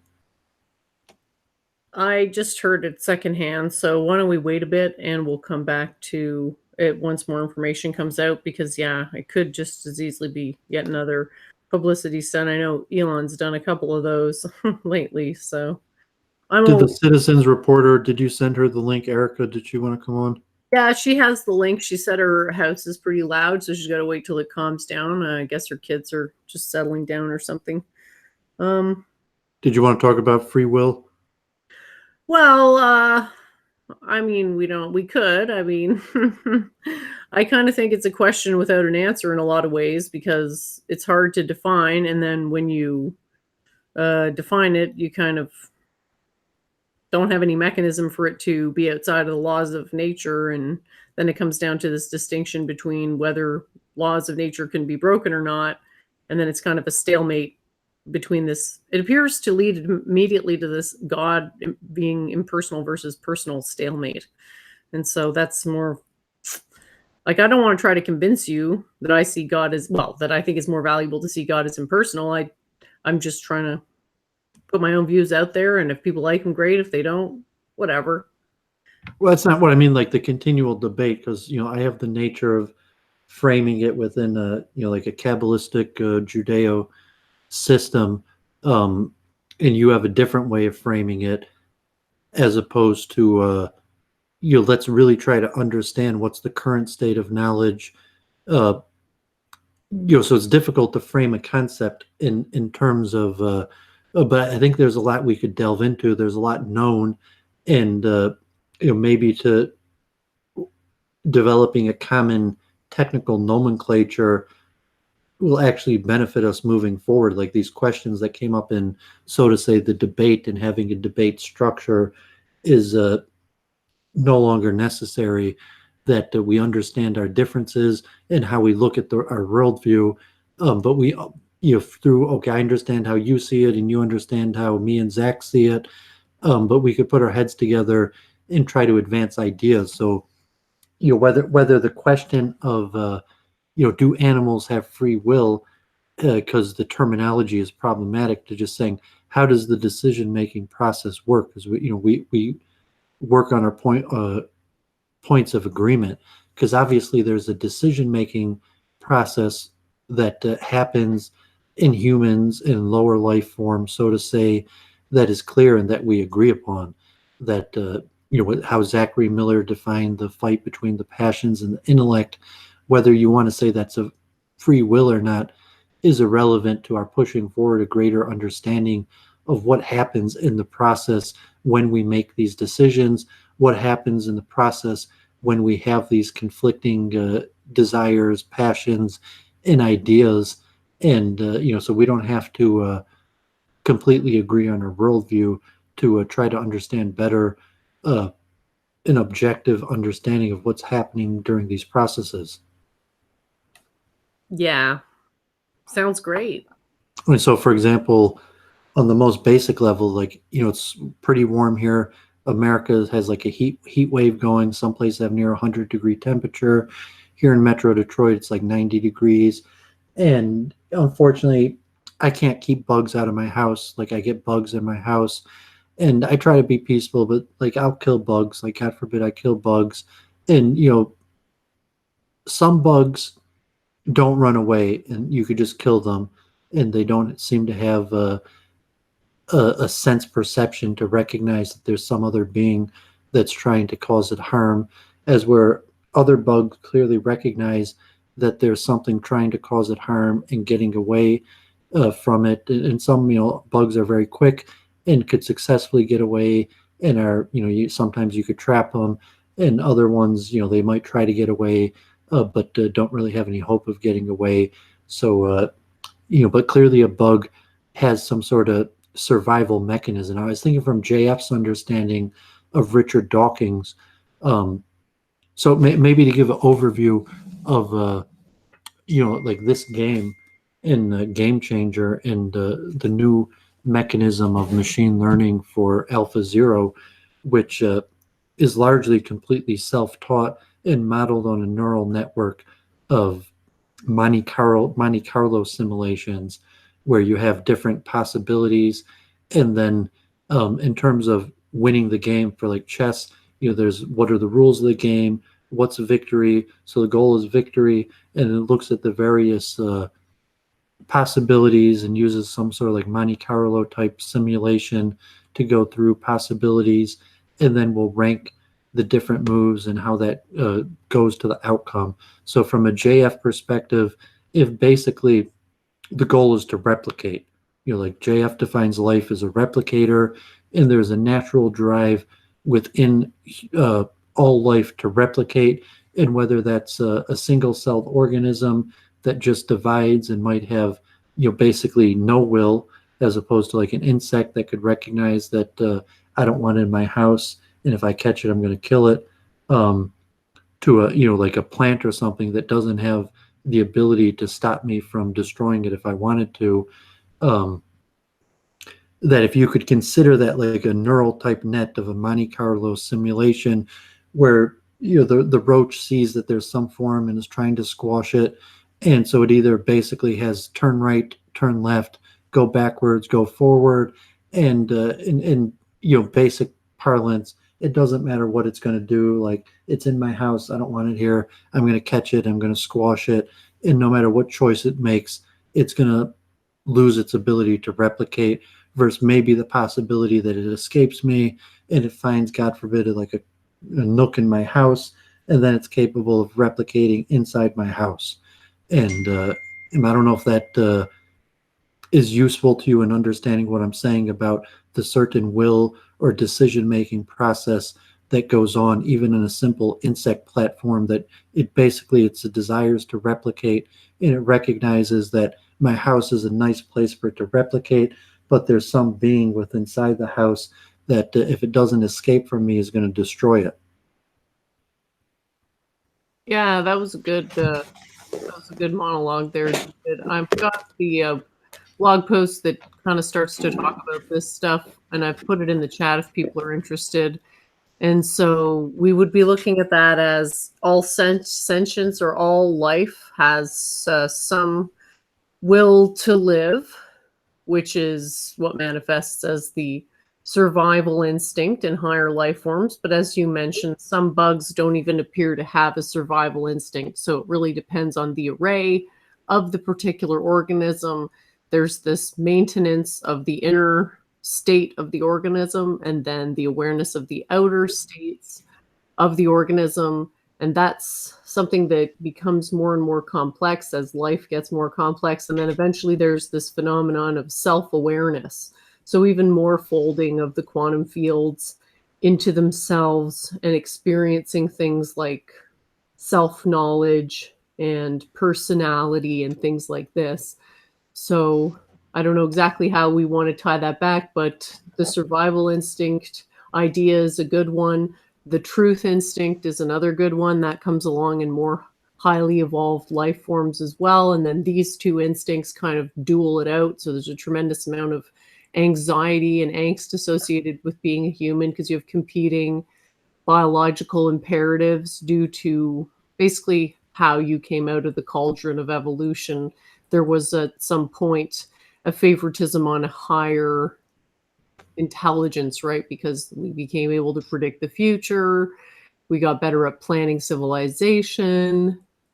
We got this idea of free will, which is we basically got so good at predicting the future that we started thinking we could make arbitrary changes to the future, which is what free will seems to imply. So there's a question in the chat: what exactly is superior knowledge of truth? Okay, well, it would be knowledge of what exists without whether or not we're here, and it would be demonstrated through science and through traditional means. So I don't know if Seth Rawl Data is familiar with the traditional means of demonstrating knowledge, but that's something I've gone through a few times and would be happy to go through again at a later time, not on the Week in Review though. And so, yeah, back over to you, Doovid. We got Zed Dez in the chat here, and I guess you wrenched him, and maybe he'll be able to book me or you for other shows also. He says he doesn't just he's not only a mod for JF, he does other stuff. But I like JF's girl. Okay, well, that's fine. Sorry, I just want to let you know. Okay, no, okay. But I like the revolutionary phenotype simplification of putting it down to one simple drive, and it's not even to survive, it's to replicate, and the survive is secondary to replication. And that could be universal for all life.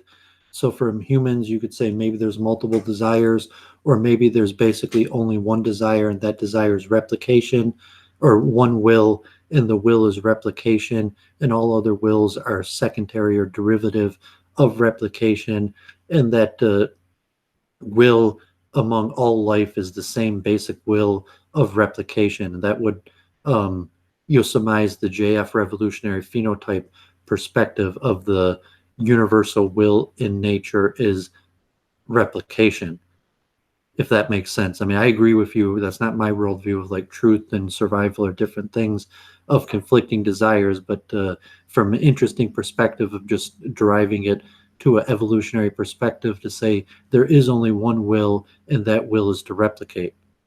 It's the fundamental will of all that is shared by all life. Non-life isn't compelled to self-replicate in the same manner. However, there is some mechanism towards sameness through this entropy idea, this entropy action. But if we look at life, yes, the foundational motive that it has is duplication or procreation. And there are additional things that can pile up on top of that. And those are the ones that relate to things like philosophy and math and truth, things that exist outside of what we can directly know to be true, which is what the survival instinct mostly deals with. Threats or perceived threats in the immediate environment. I assume you have, bugs are a universal problem. And, if you're somewhere where you at, I assume you have the same problem with bugs. That's impossible to have a bug-free house. You open the doors, or insects find a way to get in. And when you talk, so to avoid the controversy of using the word free will, if you say, okay, these insects have a desire to replicate, and if they could have the benefit of my house and my food, they're going to take it, and I'm in their way, so to say. Although I'm providing their benefit, that I have a nice, air-conditioned, comfortable, relatively clean space, and I have, cabinets and a refrigerator full of food, and I might occasionally leave crumbs and have a place where I could have a haven for insects to replicate because they would be well fed, and the only thing that stands in the way of their successful replication is me. However, the insect can't perceive. The insect might have a survival instinct where they could perceive that I'm trying to kill it and they try to get away, but they don't have an instinct like a dog who could work out some sort of understanding and harmonious a symbiotic relationship where the dog appreciates, like, don't eat the master's food. The master will feed you, but don't eat its food. The insect will, when it might, the insect might recognize that I'm there, and I'm trying to swat it, and it tries to get away. But once I'm gone, it's going to go straight back towards the food. As where a dog might have a conflict of desires, and this concept of reward and punishment. So the insect has a survival instinct, and it might see that something is trying to destroy it or injure it and run away. But once I'm gone, it's going to go back. And a cat might have less of a certain, cats, even though they're mammals, might be similar to an insect where, when I'm there, they might not eat my food. But once I'm gone, as where a dog will have this ability to recognize that they could have a symbiotic relationship with a human, in a sense that they recognize this is the master's, even though you desire it, that they've succumbed to their will, and in a symbiotic relationship that may not necessarily just be based off of fear. So, I mean, what goes on the level of will of the insect? It has a will to survive, that the insect will run and will make it difficult for me to kill it. What level of will is that of the insect that wants to survive, recognizes that there's a danger to its life, and will flee for its life, but at the same time, once it doesn't see me, will go straight back for the food. Yeah, it has awareness of its environment, but no self-awareness. So it can't conceive of you any more than it can conceive of itself in a way. So it's just basically recognizing through its prime function of awareness that there's some immediate threat, and it developed this instinct through evolution, and it doesn't conceive of you as the threat. It just conceives of a threat, and then when you're no longer swatting it, it it forgets about you instantly, because it never had an awareness of you in the first place. It was just a biological imperative to avoid an existential threat. And the way I see the insect question, this common problem that comes back over the ages, is just to have strategic spiders. And so it keeps the bugs in line, I think. And all you have to do is clean up the odd spider web. So it's the circle of life. The spiders eat the bugs, and that's not violating anything in natural law. And I don't have to worry about killing a bunch of bugs. So there are sort of ways to deal with these things. And living by the sea has acclimatized me to spiders, so I don't mind the spiders as long as they don't get uppity. I don't want to see you guys. You guys are creepy crawlies. Take the roots around my house that I can't see. I'll just pretend you're not there, and you can pretend you're the king of the house, and I'll clean up your crappy spider webs as long as you clean up my bugs. And we have this sort of mini bug theocracy going on here. So I'm pretty happy with that. So when the will perspective of a dog, a cat, it's questionable the will level. There's been studies that cats are different, but let's say a dog certainly could develop a relationship where not only based off of fear of punishment, but possibly based off of training or love of its master, where the dog will just recognize this is my master's food and I don't eat it. My master provides for me, and have a symbiotic relationship where the dog has a relationship. And a cat might develop an affectionate relationship where a cat comes and purrs, and maybe cats also will learn to not try to steal your food and get away with it, or that it's going to be properly fed. But so is there to avoid the terminology of free will, but from the insect perspective, there doesn't appear to be a clash of instincts one up against the next. There's a clash of instincts, obviously, from the survival versus food, that the bug. No, they're both survival. The food is survival, and so is the running away. They're both just different manifestations of the same survival instinct, and only way more advanced life forms have anything like what you're describing that could start to be in this domain of what is perceived as free will. but which I just call will. And then there's different levels of the will. So the insect has a very simple form of will, but it's not like what we have because it has no self-awareness. It only has awareness and a survival instinct. It doesn't sit around wondering like, why am I a cockroach? Well, it's a stipulation that it's possible that according to the astonishing hypothesis that in actuality we aren't more conscious than the insect, and that it's an illusion that our self-awareness, and that we actually are, like the JF that it's basically just a will to replicate, and we might be a higher functioning replicator.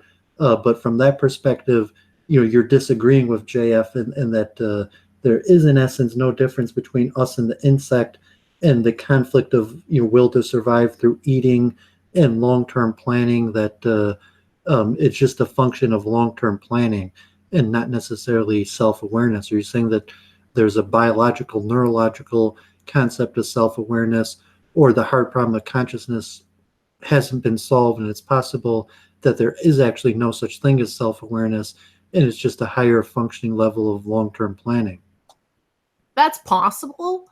But then it's a question of like, can we distinguish between a self-awareness and an appearance of self-awareness? Because even an appearance of self-awareness kind of counts as self-awareness, even if you don't exactly, because this comes back to this eternal question, what is the self? And that's, but then why didn't you accept the argument regarding free will then? I mean, the same argument is like, how could we be debating free will if we don't have free will? It's like, how could we appear to be self-aware if we're not self-aware? we can conceive of this construct of free will because we had a evolutionary pressure on us to be more intelligent. We survived because we were better at planning for the future. And that is not the same ability as the ability to make the future look like exactly what you want it to look like, i.e. break the laws of nature.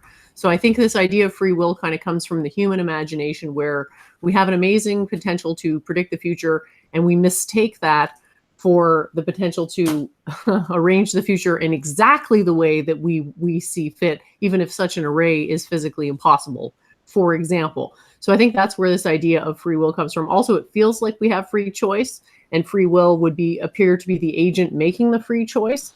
But if you define it as, well, your choices are predetermined in the sense that you can't travel backwards in time, and you cannot conceive of something that you've never thought of, so your will isn't free enough to break its own causal chain, but it still has degrees of freedom. And I think this is where the distinction is coming in. And I know a lot of people don't like this idea of saying, well, even animals have some type of will, but that this is how it works. Like, you can't understand your human consciousness without understanding the consciousness of animals, because what makes you human is basically answering the question of what makes my consciousness different from that of an animal's. As opposed to the roach, the ant would appear not to run, so the ant will just let you crush it, as opposed to the roach, who might flee for its life.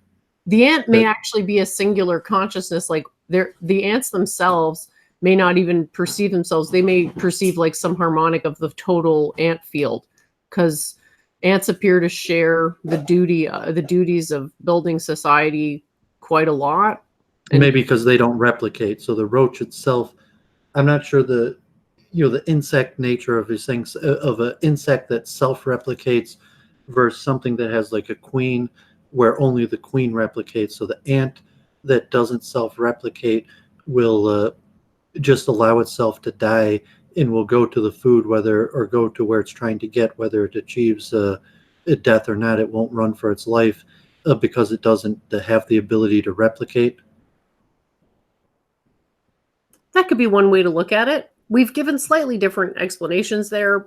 And if we wanted to get to a deeper understanding of what was going on, we'd have to sort of map out both, understand the causal mechanism of the conscious array of ants, try to determine whether they actually have a unified consciousness or if they have individualized consciousness. My guess is the evidence will support that they have more of a hive mind than individuals. And that's why one dying doesn't actually change the hive mind. So it's a bit like the Borg. That's my guess, but that would be something we'd have to research, and I can look into it more deeply. I'm not sure that people really look at it this way because science hasn't. It's actually a paradox of evolution. that it goes against certain understandings of evolution, that these non-replicating species, in sense the hive mind, what is the ant that can't replicate, what's its function, and what's its level of will, but certainly on a level of will that you could see that from the hive type species, like the bee, for example, is a more venerable warrior, and it will sacrifice its life without trying to protect itself. But that could directly be related to the fact that it's a hive mentality animal that doesn't self-replicate, and its replication is based upon the replication of the queen. I don't know how that's a paradox exactly, but It's a paradox to evolution. For how does evolution explain these these non-replicating species where you have one queen and then all the different forms that don't replicate. because what's replicating is A lot of spiders are like that also, where what's replicating is the ant society as a whole. You can't have a queen without underlings. Like, she doesn't work on her own, needs the whole thing. So the consciousness is the whole, basically, colony rolls all at the same time, and it's centralized in the queen. So she's like the brain. But the way to look at ants is one organism. I understand that's a paradox of evolution. Where I don't see how that's a paradox. You're saying that consciousness has to be localized to one body. I'm saying it doesn't have to be, and in fact, that's a fallacy. It's localized to a species, and I'm giving you this example with ants. But you're saying that I guess I don't see. Well, I'm not a believer in the theory of evolution, but I mean from the theory of evolution, who believes that lower life forms evolved into higher life forms. It's a big question for how hive mentalities of non-replicators came through an evolutionary process, that just like the eye, where you have these multiple mechanisms that serve no use, and through whatever process that you could have evolved, or the the example of like a poisonous snake that has a mechanism of poison and an ejection, all these different mechanisms. But how do you evolve the poison simultaneously that might kill the animal with the mechanism that ejects it? That's difficult for evolution to explain how that came to be. That from an evolutionary perspective, it's very difficult to explain how you would have evolved from into this whole series of different kingdoms or whatever, animals. I forget the exact terminology, but I'm saying this is a debate within the believers of evolution, where it's very difficult for them to explain how exactly it evolved, like bees or insects or spiders that have the concept of a queen, and then different species within it that don't actually themselves replicate. We don't have to discuss it because neither one of us are necessarily evolutionists, but I'm just pointing out that that's a problematic field in evolution, and there's a lot of debates among evolutionists of how that's possible to have came to be. Yeah, I've got a piece on the blog there that I'll share, and I'll screen share it again. So I think my model pretty much predicts everything we see, so I'm pretty comfortable with this one, and it explains this phenomenon of irreducible complexity as well as this problem of punctuated equilibrium. And it's just understanding that there's two sides to life, and one is the physical, which is what we can observe. The other one is the quantum, which we could theoretically observe correlates of, but we can't really observe it directly. It still has an energy that we can observe, so we can infer that it exists. And so these evolutionary transitions are explained via the quantum mind, which gets progressively more complex as the species duplicates and intakes more and more food. And eventually the quantum field becomes saturated with information, so much information that the physical form is unable to hold it all. And so it has to phase transition. And that's why we notice what appear to be instantaneous phase transitions in the evolutionary record, because they did pretty much transition, not instantly, but near instantly, because a new, essentially what happened is that a new quantum state became available. It was always available, but it started to get energy into it. And when a quantum state is empty versus when it has energy in it, those are basically two different things. So they all basically exist in potential, but they become activated when there's energy in them. And once there's energy in them, that energy is able to redirect the complexity of the biological organism. And that is my basic explanation for evolution. So I'm not sure if you're asking how exactly ants could have evolved. that would be something I have to take a look at in depth, but I'm sure I could figure out a reasonable mechanism for how something like an anthill came about and compare it to other perhaps similar hive-minded insect organisms. It's certainly not the only one that functions as a hive mind. It's very clear that bees have patterning and symmetries in behavior that could be explained potentially by some type of hive minding. It also goes to Kevin McDonald and group evolutionary strategy in theories of altruism that some people reject, but just the concept of these non-replicating, worker bees or ants or different or spiders or these different things that don't replicate are somewhat a paradox for the current understanding of evolution, that it's very difficult for evolutionists to explain why you would have evolved non-replicating ants and what's the advantage, according to evolution, of the ant to function, even though it knows it's not. I mean, what knows is the wrong word, but even though it doesn't replicate, that you have a more esoteric, if you want to call it quantum or panpsychic explanation for why the ant that doesn't replicate would do all this work in order to benefit the hive or the collective, but from within the theory of evolution, it's actually a paradox, and it's a matter of much dispute among evolutionists. And there's many different theories among evolutionists, and it's highly disputed. So I was just making that from anyone who believes in evolution. That's one of the current fields of evolution that they're working on, trying to understand how according to their theory, these collective societies that involve many members that don't replicate came to be, and why they would perpetuate according to evolutionary theory, as where you seem to have a more panpsychic explanation that would probably contradict classical evolution. And what you're bringing up here kind of illustrates the weaknesses of this model. I mean, their model is basically saying these transitions are very gradual and come about through random mutation.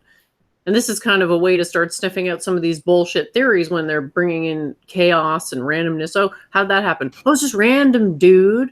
Okay, well, I get that entropy is a thing and the disorder increases, but can you really not give me a more specific answer than, oh, it's just random mutations? When actually, when you look at the record, it doesn't even match up with that.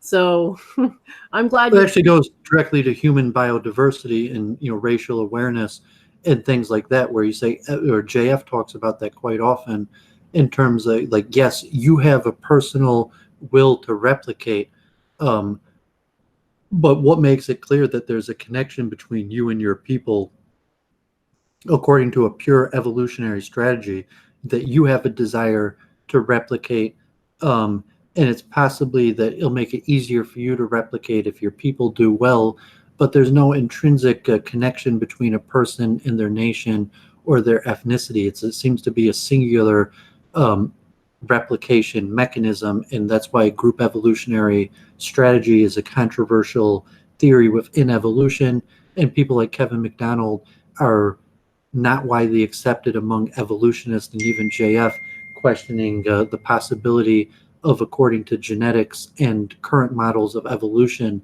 is it even conceivable that there is a group evolutionary strategy? Well, there's a group evolutionary strategy for ants. So maybe what this whole KMAC there's thing, a group strategy for ants, but evolutionary strategy, and what I'm saying, and it's not just what I'm saying, is that actually it's a contradiction to the theory of evolution, and this group strategy that ants have and these things that don't replicate is something that evolutionaries are trying very hard to answer, and there's different models to explain it, and none of them have been accepted among evolutionaries as working models, and they're all just different postulates, and they're being shot down by fellow evolutionists, just like racial theory, in terms like, so obviously me and you are not believers in the theory of evolution. When we say group evolutionary strategy, we don't mean the same thing that JF means when he refers to evolution. And when JF, looking at his understanding of just life being a replicator, that group evolutionary strategy is actually a contradiction to evolution, because there's no mechanism within the theory of evolutionary that you could explain why a group would collectively evolve together.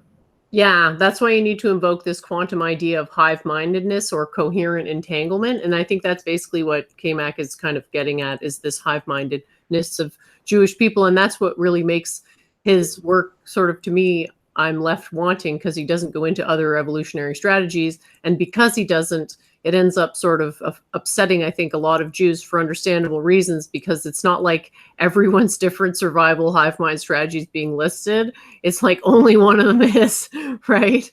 So I don't like counter signal what he said, because I think it's important to have the conversation. But yeah, I wouldn't approval stamp it, because I think there's a lot missing from that explanation that sort of paints a biased image of what exactly this information means. Yeah, maybe I'll put on the background some of these videos I took today, and what I mentioned, like you were talking about the Vedas on Claire's stream. And look, for a while it was actually informative and people were asking you questions. And when you question whether the Vedas is just kind of this like science of truth or the original culture versus something specific to the Indian people, and is Hinduism or the Vedas specifically the group evolutionary strategy of Indians. So here in this was a big event. We had the mayor of the town, and the girls, some of the same girls from the other video did their little dance, and then we gave gifts. We had the whole city council there, and they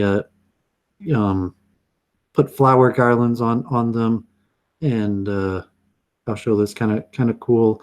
If you ever participated in a ceremony like that where you were honored with flowers. Have you ever been honored with flowers like that? Not yet. Not in this life. But it was pretty cool. So I mentioned that, okay, I have adapted myself to Vedic culture, and here's the mayor preaching diversity and welcoming us, and very happy for the city to host our festival. And the festival kicks off, and Vedic culture with our coconut smashing ceremony. I'm not sure if I showed you these before, if you've ever blowing the conch shell and then everyone smashing the coconuts. And so when you think of the Vedas, you're thinking kind of like the science of God, science of understanding. You're not necessarily thinking the rituals, these deities, or like blowing conch shells, or throwing flower petals, or smashing coconuts, are you? Or do you think that that's included in the Vedas, that this like smashing coconuts? And look at the mayor here, like he's really excited, like he really like these guys really enjoy smashing these coconuts, that they're participating in Vedic culture. Or when you say Vedic culture, you're referring to like a philosophy and understanding of reincarnation and science of the soul, not referring to like smashing coconuts. It really depends who you ask, right? So this just looks like a tribal ritual to me, and those are Vedic or non-Vedic depending on who you ask. So it's a Hindu custom, but Hindu's much more general than Vedic. So I guess my opinion is, I'm guessing most of these people don't understand Vedic philosophy, and they do appreciate the ritual though. And that's about all I'll say about that. This is cool. Here comes have you ever participated in one of these coconut smashing ceremonies? No, it's not really my thing. You've seen these before though? Yep. So you were at this one? Yeah, man, I help organize this. Like I'm a member, I guess, so to say, but I had to adapt myself, and like the music and chanting's very nice, and encourage people to watch the video. I'll show the helicopter flower drop. But I mean, most of these people haven't seriously studied the Vedas. They're just, so to say, Indian body people that, so to say, is this their group evolutionary strategy where, the person comes from India or has their race, and they naturally fall into the group evolutionary strategy, whether they understand the philosophy of the Vedas or not. So you might be a follower of the Vedas and understand the philosophy and the meaning behind it, but you might not naturally just fall into the rituals. And even though a lot of these people were brought up in America and weren't taught the Vedas, they naturally, possibly to group evolutionary strategy, just naturally partake in these rituals because it's their group evolutionary strategy. Yep. I doubt any of them are aware of that at the time. It's kind of like the bug running away, not knowing why, is the same as the people participating in these demonstrations without necessarily knowing why on a foundational level that they're doing it. But I think that's a very good explanation. And But as saying you could come to this and you wouldn't naturally like start dancing. Like, so even if an Indian body person isn't really familiar with the philosophy or why they're doing what they're doing, they're naturally like chiming in, as where you, even if you've extensively studied the Vedas, might feel self-conscious, like, what's this white girl doing, participating in these rituals, even if you understand the exact meaning and purpose and origin of them. Yeah. Well, you know what I say, Europeans come from India, so it wouldn't surprise me if they get into this Hinduism stuff, even though I don't really support that idea. Even though a lot of people think that I do, I just want everyone to have respect for what actual Vedic tradition is, rather than the superficial manifestations of particular variants of human culture, which are biological imperatives. And though everything can be argued to be a biological imperative, there is a hierarchy therein, which corresponds to a level of truth understanding that a particular strategy, quote unquote, has. So, well, I mentioned last week about the, saying the origins of the rituals coming from the Vedas. So, these gods, these dress, these dances, but the concept of the sacred objects and parading it through the streets is basically universal to all cultures. And I almost shed a tear for you last week when you told me that story of your grandmother taking you to the Irish Catholic version of this ritual, where you paraded the sacred objects from your church, and then someone stuck their middle fingers out against you. But that Irish Catholic ritual, you're saying, comes from the Vedas, the concept of having a sacred object and then parading collectively, the whole of the tribe parading that sacred object through the streets. You're saying is that if that's a universal human custom, and that universal human custom of having sacred objects and then every few times a year or once a year parading it through the street is Vedic sourced. well, we take the position that all knowledge is basically Vedic sourced. It's just that there's different sort of interpretations and misinterpretations along the way. So yeah, I would agree with you there.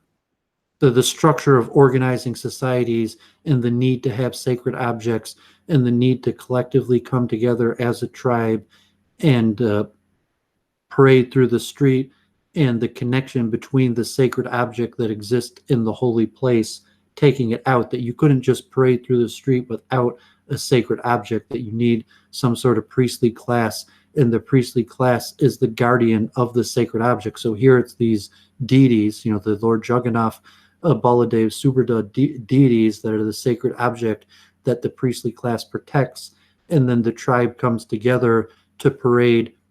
Really, they're parading collectively as a tribe through the street, but this priestly class who protects the sacred object the whole year is at the center. If there wasn't a priestly class and the priestly class hadn't spent the whole year protecting the sacred object, you wouldn't be able to have a festival like this. I mean, right? Well, yeah, it just makes me think of this ban on idolatry. Kind of seems like an attacking of a survival strategy. Welcome to the welcome to the show, Gandalf.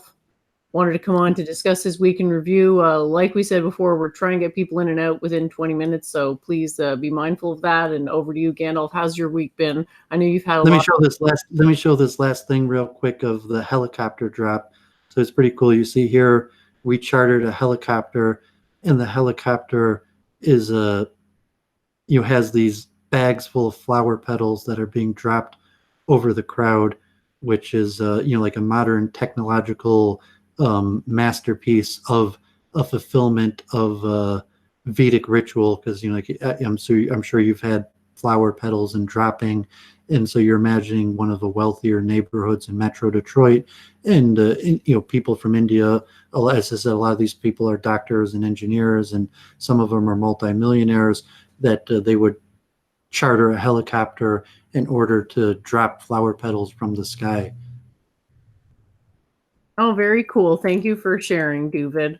We'll hand it over to you, Gandalf. Hey, welcome. It's good to see you. I'm about just to step out of the porch on a beautiful, hot Midwestern summer night, just to feel the nice air. I mean, one thing I've done to calm myself down, and it's actually like been one of the greatest things I've done, is I've been blasting EF5 tornado sounds on a loop, because I love nature too. I mean, I don't know. I think like an EF5 tornado is like one of the most remarkable things in nature, because they can never figure out tornado genesis, no matter how many things they, pods they put up there or whatever. We had a big tornado on Claire and Jay's stream, and I just exposed them to nature, because like I wanted them to see that, well, shouldn't you obey nature's laws? I mean, the Quran has nothing to say about tornadoes or what we should do to have, protection for homes that would face destruction from a tornado, and they might need some insurance. I mean, the Quran has no laws about that. We need other places to find laws about that. And that's what I was kind of trying to teach Claire. And then being on stream for like 6-7 hours, I gradually started wearing down, and then someone came on with devil horns, and I didn't handle myself well. So, a little bit of self-criticism here. I got to do a little bit better. But I'm a very idealistic person, and I think it gets to me a little bit. And it's just about being calm, the calm in the eye of the storm. And so I'm letting the wind be my inspiration. Yeah, I don't think people should. I think people should all aspire to not really show emotion on stream unless it's very controlled. I guess it's okay to be happy, but any type of negative emotion, you notice how it really can affect the mood of something and how the mood sort of takes it forward. So if there's like a positive vibe, it's awesome. But if it starts to become like, you can tell when you've gone from, what was it that Zach called it, into the spider's den? I don't remember his exact metaphor, but there's sort of a transition from, I guess, being in a comfortable, relaxed state to a state of arousal. And maybe it's even triggering on some level the survival instinct, because people are saying things that are really upsetting, and maybe Just you're dissonance, like we talked about for weeks. Dissonance, Exactly. when your sense perception doesn't match with your worldview, you get triggered, and it's fight or flight. And because it's a internet situation where you're using an assumed identity, you're choosing fight, where in real life you would probably choose flight. However, due to the situation, you're choosing fight. Well, I've had certain feuds with people for a while, because I get called a lot of names, and I don't do that in real life. And so if I come online and all of a sudden people do that, well, I get kind of nasty. This is the But problem. from a biological perspective, in real life, you usually choose flight, as opposed to the safety of the internet, where you could choose fight. Well, psychically, the internet's more dangerous. Physically, it's safer. Yeah. The key is never to get into the fight or flight mode. And if you do, try to get off as quickly as possible. Right. And I think everyone should do that. And I exclude myself from that, because sometimes I show emotion strategically, and that's for teaching purposes. So I'm not indulging my desire to be emotional on the internet.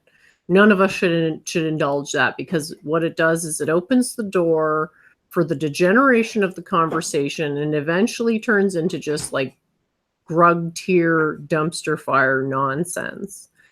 And the problem, one of the problems is the appeal of that is that it tends to get more viewers, right? So people like this human tragedy thing, but I just I cannot bring myself to endorse it, because it's just so toxic. I'm trying to help people. I don't want to be giving the impression that I'm platforming really bad manners of thinking and behaving, and it kind of got into a bit of a clash between that Cade person and I. I don't think you were on the stream anymore, Gandalf, and I don't know if you saw it, Doovid, but he was basically trying to present the position that I was against free speech because I didn't want to talk about World War II revisionism when really I think, you know, if you're going on someone else's stream, the expectation is not for you to like take over the stream and dominate it and expect everyone else to assimilate to that.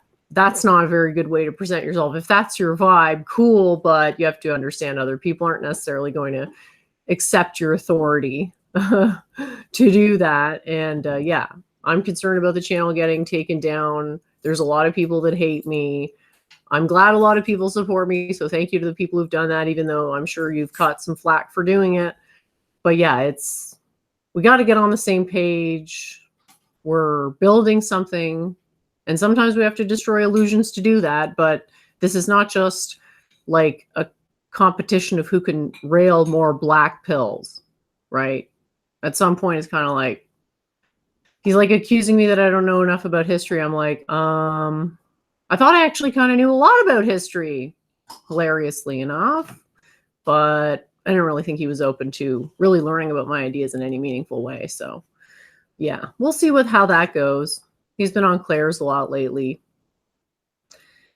You can I think I'd do better if there's strict time limits. It's T-minus 15 minutes for me right now. So, you know, yeah, I hear Doovid's criticism. I think the one thing I wish for that one stream, like, because I had like 3 questions, but then they were going on so many different tangents, I found my mind starting to scatter at the same time. I wish, you know, I don't know if it's necessarily Doovid's fault, but the people on his stream were just going all over the place. Then when I asked them specific questions, when I got really specific, like none of them had any answers either, though. So like my short specific question said nothing, but I only developed those later in response to the fact that they were just taking forever. I mean, there was like 20-minute like rambling, droning on, and then there was no like coherence to, I think, Ebert's thought or Camis's thought on a couple of their long responses.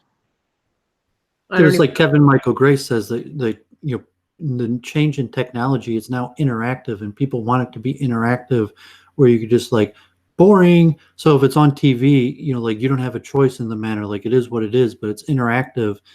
And you know, so you as a guest who come on to ask a few questions, and then you're going to come on to you know, try to so to say, like spice things up, and saying like, well, I didn't bring you on to spice things up. Like I'm giving leeway to the guest due to possibly their accomplishments, and that same leeway isn't being granted to you for, you know, whatever hierarchical or you know, reason that you know, the show was their show. It wasn't the, you know, the Gandalf show. It was special guest John, you know, Ebert and Camus, and I was willing to grant them the leeway to ramble basically as long as they wanted to, and I wasn't willing to grant you the leeway, especially when you came on saying you were going to ask a few questions and then kind of to know your role, know your place, that that you say that the same leeway for them to ramble won't be granted to you because it was their show. Or, you know, they were my special guest, not you. That's fair. I mean, it's your theocracy. I mean, it's your channel. It's not my channel. On my channel, I have different rules. Like the one stream I did was a 4-hour stream with Sinkowitz, and Sinkowitz, I let him go on quite a bit, and I think he was very, very pleased that someone listened to his ideas and tried to, I don't know, well, I'm saying that was the long point. diatribes to try and find something. I was trying to do that for Ebert and Camus because they were my guest. And then after you came on, you knew Ebert to ask a few questions. But I guess, you know, their manner of acting that, you know, very quickly you felt, okay, well, if they're acting in this way, you know, maybe now you'll go on for 5 minutes and just ramble. And it's saying like, no, I didn't bring you on for, you know, Gandalf to ramble on your own theories and your own ideas. That wasn't what I brought you on for. Understood. I actually I wouldn't even say that's not even that's not even theocratic. Yeah, I mean, maybe you're used to be on Claire's stream or just like Babs Cast type things, and then it's kind of like when you came on, you said like, I just want to ask 3 questions, and then you know, you're on for 30 minutes, and then you're cutting me off on my own stream, and it was kind of just like, what the hell, like so you know, the people act away according to their acclimated. So you're saying, well, that's how I get, you know, that's how it is when I'm on Claire's stream. And so it's saying, like I said, you know, people should be the master of their own castle, the master of their own stream, and a recognition of different type of behavior is appropriate for different places. And kind of like Luke Ford, who his stream's kind of boring because he'll mute you and you have to wait, or he'll even bounce you, and like you could be there for like 30 minutes just to talk for 2 minutes or something. And that's the price of being on a bigger stream, where you might be sitting there for like 30 minutes, then you went to for like 2 minutes, and then you got to wait another 30 minutes to talk again. And that's the nature of larger production TV. And like what Brundlefly was saying, the building up a platform is difficult. And when you're on someone else's platform, like they know. It is. Like, I'm starting to see that. Yeah, I'm saying that they know, like JF or something, like he knows the viewership that he's built up for over years of doing it. And kind of like the troll streams, or God forbid, the shit streams, I call the Babs casts, are more fun because they're more basically open mic.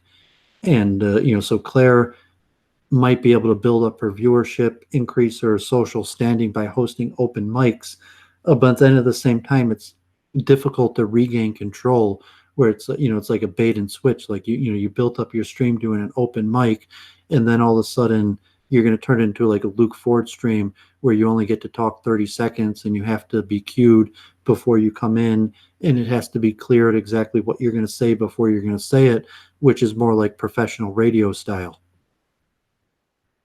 And I mean, I would like to go into those dynamics of streaming. So you're not a streamer, you don't have your own channel, you don't do your own stream, you don't have your own audience. Well, the key is understanding hierarchy and alphaness, and understanding that there's only so much focus that can go into one chill stream, and too many cooks spoil the recipe. And so you have to be comfortable with your position, or you can I'm an alpha, I'm a beta even. I'm not talking about you. You don't like chill streams. I'm talking about understanding the etiquette of chill streams, because I think people are pretty clear on the etiquette of Week in Review, but the chill streams have a different etiquette, and the formal debates have a different etiquette too. So we could go into, I think it would take a long time. So maybe we should actually do a chill stream to go into chill stream etiquette, but that might be an opportunity for us to teach a little bit more about social hierarchies. And basically there's a point where the energy just gets too high. Like, in a party when you're with a group and then more people show up and then it sort of splinters into two groups.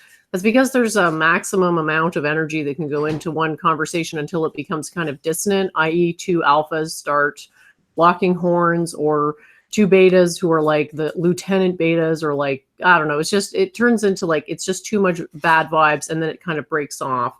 And so we can go into that a little bit and figure out, based on those tendencies, what people make good stream partners, etc. And hopefully we can do some example streams, maybe branching out with different content creators. I've been trying to work on something with Gandalf and maybe a couple of other people to cover some type of news thing, but people are pretty up in the clouds. Was it a hierarchy? Yeah, I need to come. Is it just being good at following rules? So like, okay, I'm not sure about in your house, but like in my house, I have people take the shoes off. I don't like people walking around in my shoes in my house. So let's say someone who's higher up in the hierarchy comes into my house and is saying, okay, like I can't, because they're higher up in the hierarchy, if they're going to be in my house, I can't ask them to take off their shoes. Or if they're like, I outrank you, even in your own house, I'm not going to take off the shoes. Or is a certain No. Everyone is the Kang Grugtator of their own stream. So no matter how much of a pathetic loser, beta tier, nothing you are, if it's your own stream, you're the Kang. And that's how it should work, I think. And I think when we get off that, it sort of isn't so good. Because I think Blundertry wants people to more be like, whoever has the biggest platform has to be the king every time, and no matter what the stream. And I'm just not going to do that, because I feel it's a form of censorship. And we can go from one stream to another and all sort of switch roles, and the people who are not comfortable in the alpha position just won't stream as much, and that'll be fine. Things will find their natural place. But to think that you can just come into someone else's house and walk around with shoes on, I don't care how low their social status is, and I'm not talking about you here, Doovid, I'm just saying across the board, you take your fucking shoes off, or you don't come in the house, right? Well, I might risk it though. So to say, let's say someone famous was willing to come into my house, and maybe they're like oblivious and they're not used to this not taking off shoes things. I mean, there's an episode of the Larry David show with like taking shoes off or something. But sometimes that's the price you pay of So I was willing to grant Ebert quite a bit of leeway and Camus quite a bit of leeway because maybe they outrank me. Ebert's written 20 some books and Camus is a licensed psychotherapist, and they just wrote a book, and I was willing to grant them leeway. Like their tech wasn't that good, their sound quality wasn't that good, they were rambling on and on, even on my own channel, because it's like, thank you for coming onto my channel, and help me increase my channel, the content of my channel, that someone else I probably wouldn't have let ramble for 20 minutes.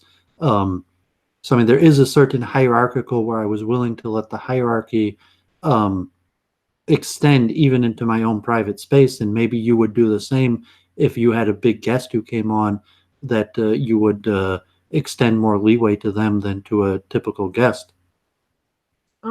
T minus 5-6 minutes for me or something like that. I wanted to say go ahead, Gandalf. I was gonna say, oh sorry, I just want to make sure I use this time wisely, and now I just forgot what I was gonna say. You go ahead first, then I'll remember.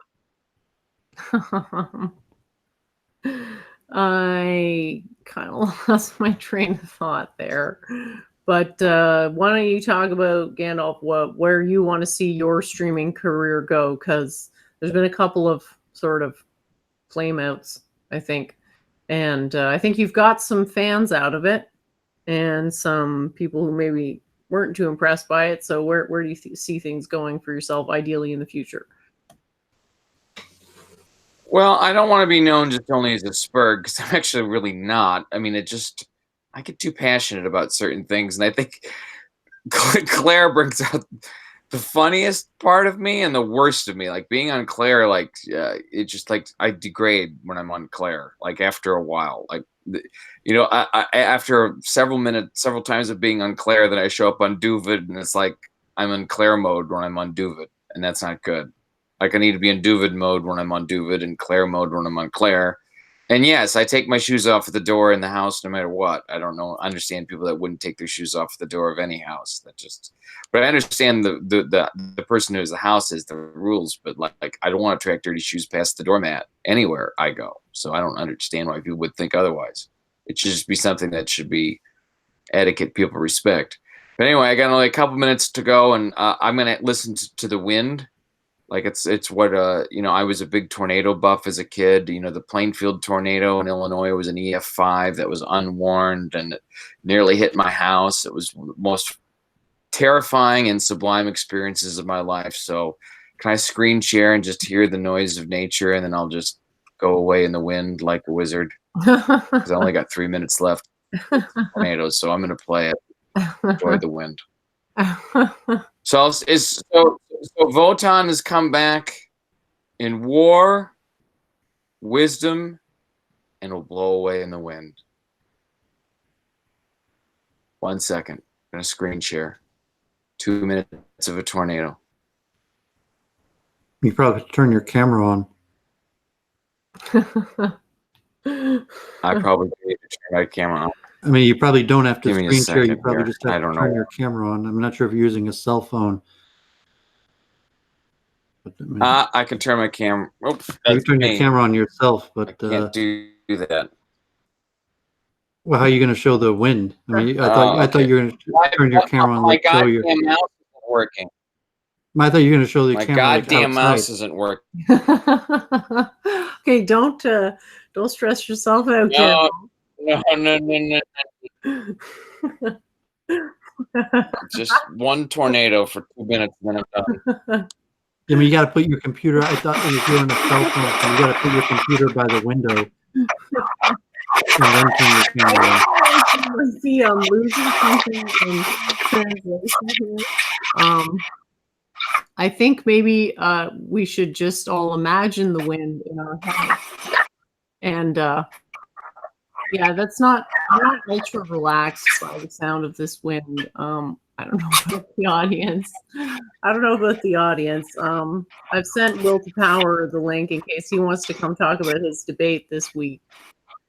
So I don't know what's going on with Gandalf. I think maybe his computer is not working, so I'm just going to eject him for now because I'm sure he'll be fine in a few days, hopefully, and he won't go there anymore on streams. And I feel partially responsible for this because I have shown emotion on stream, and I don't recommend this to other people. Like, I do it for strategic purposes, and I can back up what I do.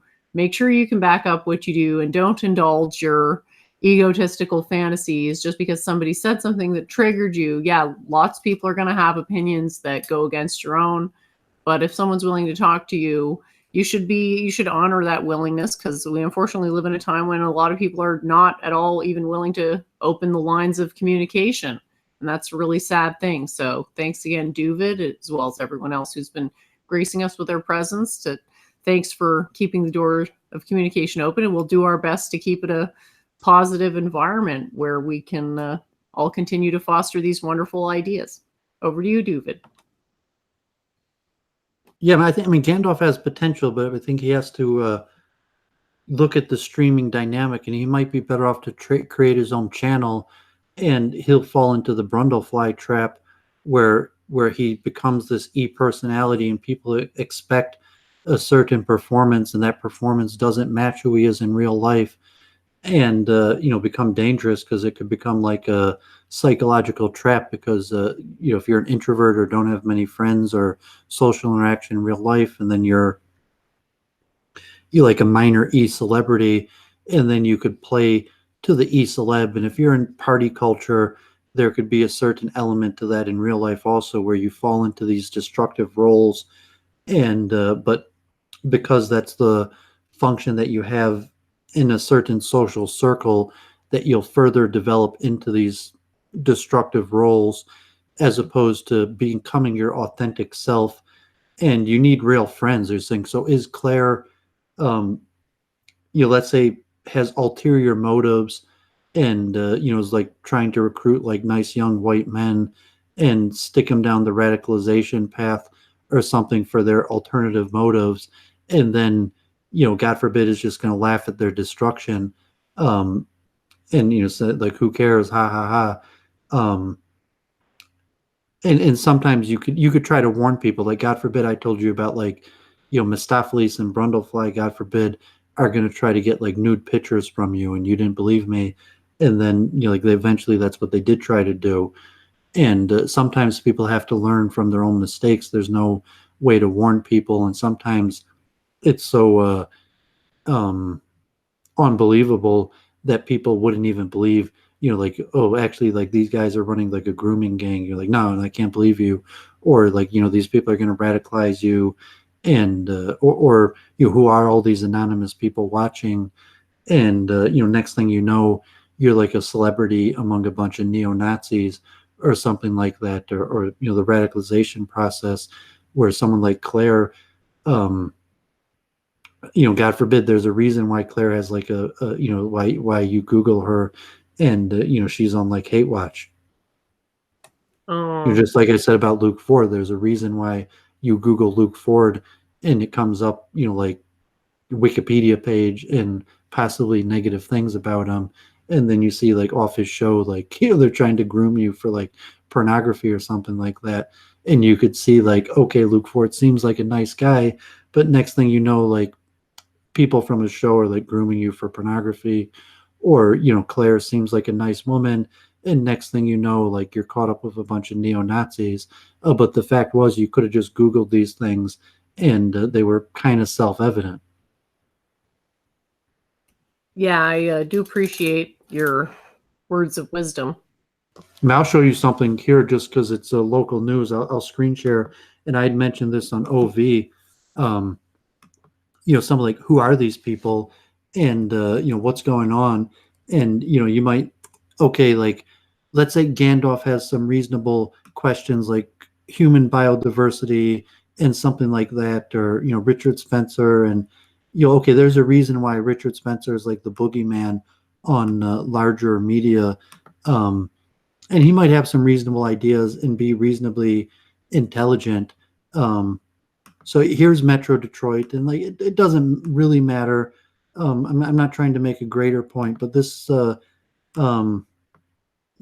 residents report Nazi flyers in neighborhood.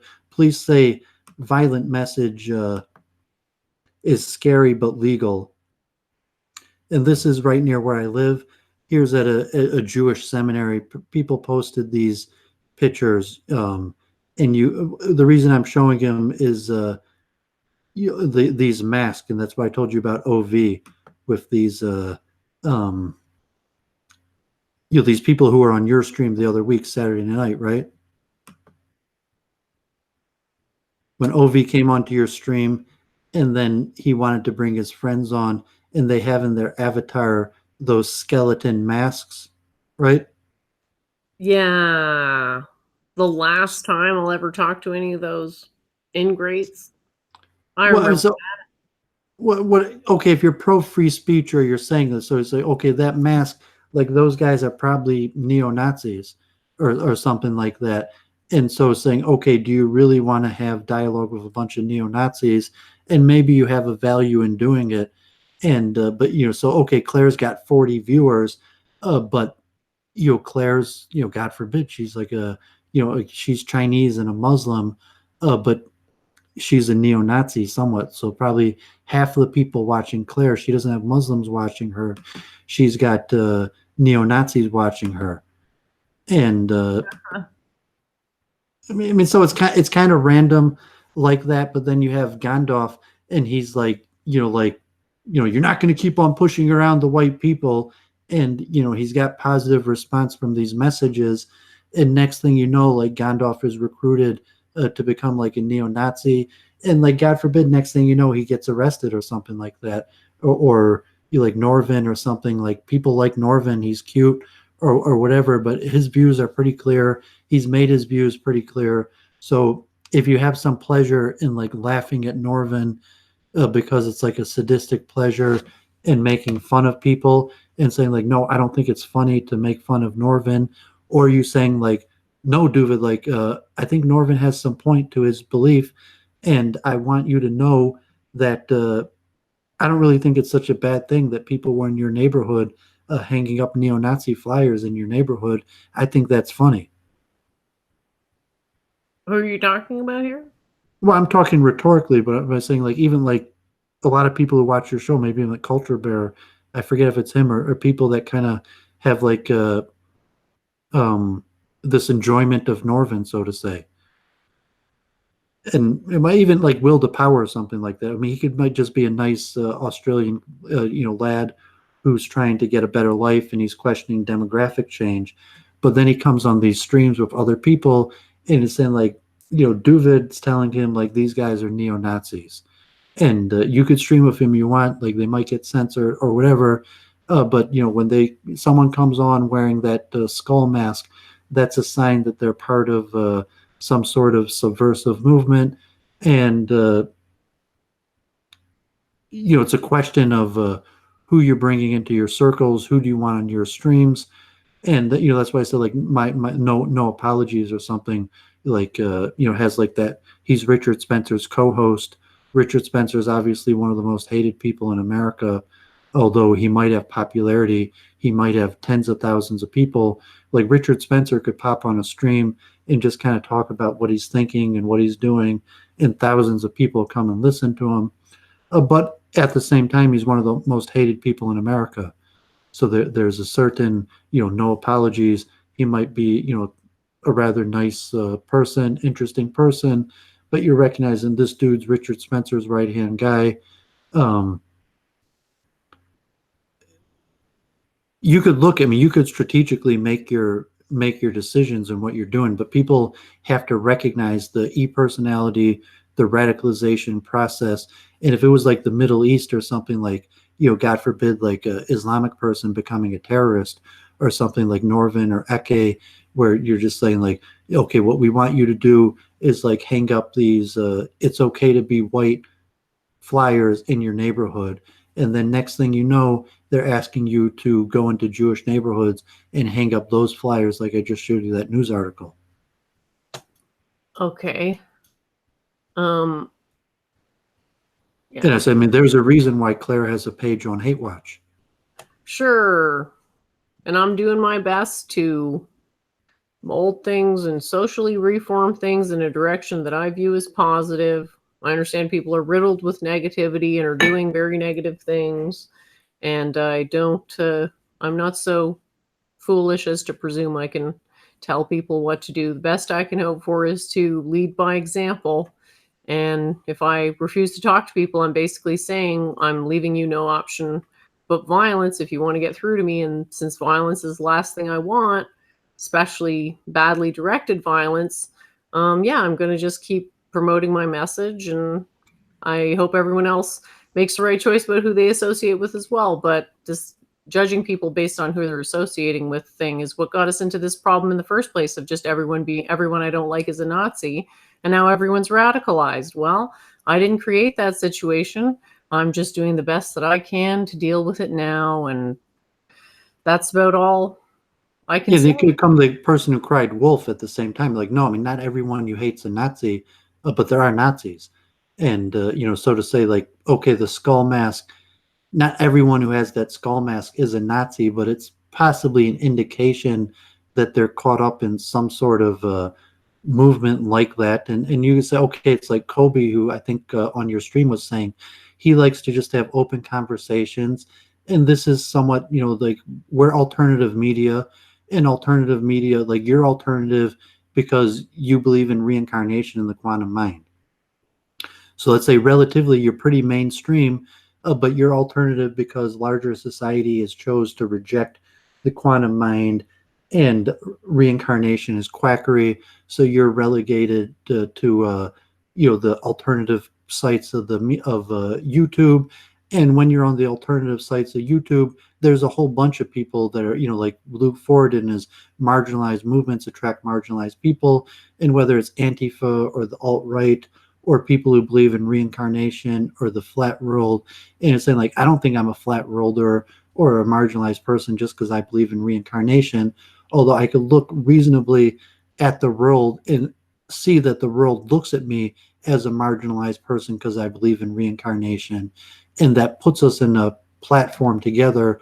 Like Kobe was saying, he just puts the link in his chat and he gets all these different type people, and his platform keeps on getting shut down, but he likes to be able to just put the link in his chat.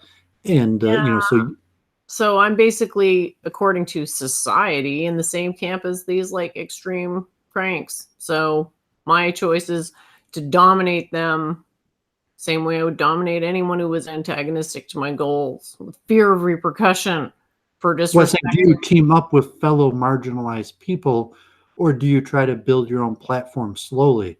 So you say, okay, there's an alliance of marginalized people, and when you look at all the various people that are marginalized because of flat earth, paganism, reincarnation, quantum mind, alt-right, Antifa, so on and so on, and there's a coalition of the marginalized, and a lot of time marginalized people will move from one marginalized movement to the next. Or do you just keep on pushing what you want to push without necessarily trying to form a coalition of the marginalized? So I'm not making a coalition with people who just as soon kill me as look at me. I'm not solicitous. I've never been solicitous, and I'm not about to start now, because that's when you get in trouble, because other people do fucked up shit and it blows back on you. So I'm just basically open to talking to anyone with the alliances to the truth in whatever form that may take. And I'm hoping people can all work towards non-aggressive interactions and being as rational as possible. And there's other places for other types of interactions, and I won't be hosting those. So for my little corner of things, I try to keep it nice and tidy and ordered. But you can have a lot of times pleasant interaction with fellow, so to say, marginalized people who you disagree with largely. However, you might find points of agreement, like, could be flat earthers might believe in reincarnation, or like you might meet a Hasidic Jew, Doooovid, who agrees with you 100% about reincarnation, and we're fellow marginalized people, but somehow we were able to form an alliance because we both agree in reincarnation in the quantum mind. Sure. Seems like a good enough reason to have an alliance. I mean, I don't really see it in terms of alliances. I see it as in mostly in terms of mentorships, and those things take time. And sometimes people realize it's not for them. Sometimes they get into it more deeply, and I'm just sort of chilling out and enjoying. I'm really just enjoying things. Like I don't want to focus on the. Was Mitchell Porter in the chat? Did he want to come on? Was he the guy who knew Hamarov? I haven't seen him type anything for a while, but Mitchell, if you're listening, I'll email you the link right now. If you'd like to come on and talk to Doooovid, he was interested because you knew Hamarov IRL, and that was pretty cool. And yeah, so, we work on advancing some of these ideas, and we could work together and saying, okay, there's different, being good at following rules. So some extent, maybe a guy like OV is reasonably good at following rules. And even I've had relatively productive relationship with OV, even though, let's say OV is a Nazi and I'm a Hasidic Jew, although somehow we've been able to have a productive relationship. And even OV was one of the few people I was able to just be like, YouTube rules are changing. What are we going to do about it? Like, how do you work this software? And for whatever reason, maybe Babs or Brundle, like I wouldn't even, or different people, I wouldn't, and somehow OV and Doovid are able to have this conversation despite our disagreements on just like, let's figure out what we're going to do about these new YouTube rules. And so there is irony in, certain situations like that. yeah, maybe people should realize that if you talk about edgier stuff, you'll probably get more viewers, but then you're taking the risk of getting your channel in trouble and incurring the wrath of a lot of people. So maybe we should be kind of striving to grow it gradually with it and not really trying to grow it in a way that maybe typecasts us as a particular persona. Because like what you were saying earlier about Gandalf, I thought that was a good point. Like his audience may, if he builds it up that way, come if Gandalf becomes a hero among a bunch of neo-Nazis, that's his prerogative. But when you recognize, okay, like that's you pop on the Claire stream and you start getting a fan base and there's 40 people watching, and who are those people? And is that really the circles you're trying to break into? And there might be reasons, and saying if that's what he's trying to do, and then it's the irony of saying like OV or something, like yes, that is what he's trying to do, but somehow even in that circumstance, me and OV are somehow capable of having a cordial, productive relationship, even though that me and OV are obviously in complete opposite dynamics like that, but somehow we're able to have a productive, cordial relationship. Cool. Yeah. I like guess you said earlier, my standard is simply don't make ad homs, don't ascribe motive, and don't don't get derailed. But I mean, I'm even on the chill streams and the shit streams, etc. I have those regularly. I'm fine with things getting a bit derailed. It doesn't really bother me unless someone's really monopolizing things. But that is what has led to me having the contacts that I do. So I'm not really courting anyone in particular. It's just those are the types of people that are attracted to my message. And I guess it's cross section because it's all the really smart people and the ones who can put these differences aside, even huge differences. So I think that keeps it positive, even if the audience is like, someone's just said in the chat, I'm bored, see you later. And I'm like, okay, I'm fine with it just being small as long as, there's no hate watch page. I don't want to, and I don't have hatred. So it's not, I don't think it's the way I'm going to go. And I don't recommend other people do it. Cause like Doovid was saying, you get typecast into this role and then eventually what if you change your mind at some point, you got to keep embodying this role or your audience is going to turn on you. And then it's like, I don't want to deal with that. I just want to be able to keep going and answer the questions I was asked. I was really impressed with some of the questions, actually, even though I think some of them were in quasi bad faith, but I got some great questions, especially on Plume Serp's channel. His panelists had some interesting queries, and I was totally into that. And we'll hopefully be talking at some point in the future with those guys. They're much more chilled out and more of a convo back and forth, which I really like, that sort of radio style. Yeah, I think Mitchell, if he's I don't even mind letting him come on from his cell phone and see if it's for a few minutes, if he wants to chime in, maybe if what we were talking about, insect populations or will, and anything that related to that, if he wanted to, or something that would forward our progress in thinking about the quantum mind, or Yeah. Mitchell has um, higher status because he knows Dr. Hammeroff, and he's done a full stream with me, which is really impressive. You should definitely check it out on Quantum Mind.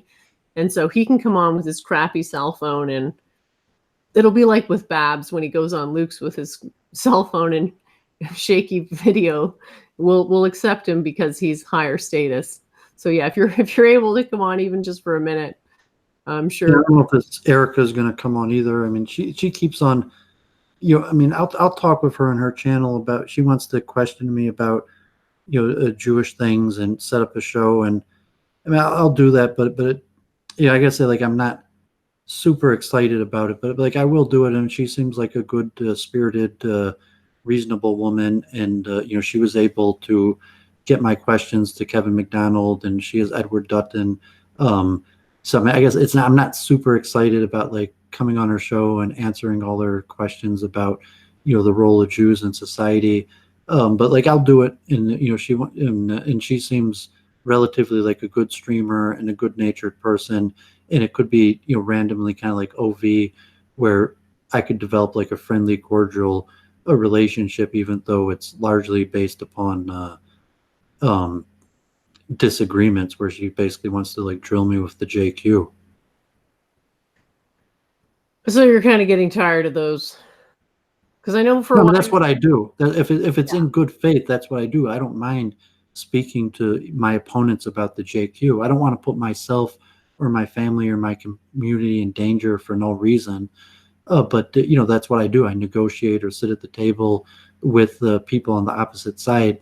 But should be a conversation in good faith. So if Erica has honest questions about the roles Jews play in society and wants to have a cordial, friendly conversation, that's what I do. But so I want to be careful about it, and I want to make sure the conversation's in good faith. So I was saying like, no, I mean, it's not necessarily like. I mean, there is some maybe sadistic fun in it, and I do have some enjoyment. But it's not necessarily fun to get asked. It's like Cassandra O'Hare in the chat, who's just like, like God forbid, like, like I should have to answer for like Jeffrey Epstein or every random statement in the Talmud. So every time I'm online, I get like Cassandra O'Hare, blasting me in the chat with all of her complaints about Judaism, and me and you have had similar things with that, because it's saying, okay, we're marginalized people for various reasons. And so we might have an alliance in trying to be streamers and dealing with the nature of being marginalized, having ideas that we think are unfairly marginalized. Well, I think we can kind of relate to being persecuted. So there's a certain amount of empathy there, where it's like, okay, maybe just sort of distinguishing between like the sort of defensive interactions versus the non-aroused interactions. Yeah, you're mostly on the defensive ones, but then this one is meant to be kind of friendly and get to know the real Doovid and share ideas type thing. But yeah, time and a place. And that's what I told someone else who was asking you questions in the chat. I said, Doovid will set it up to talk on his channel if you really want to. And then Cassandra O'Hara, I think, asked for your email. So I don't know if you wanted to give that. I don't actually think I have your email. So I don't know what the best way to get in touch with you is. I'm the same, Doovid at Hotmail. You reach out to me on Twitter, comment on my videos. But my handle is the same at Hotmail and Gmail. I'm DOOOOVID at hotmail.com and Doovid at gmail.com. I guess Zachary Miller might come. Like, I would be in favor of Zachary Miller trying to give a positive interpretation of Catholicism, and since he wants to defend Thomas Aquinas as one of the greatest minds of the world of history, and he's studied these ideas, and he wants to talk about free will in these various concepts.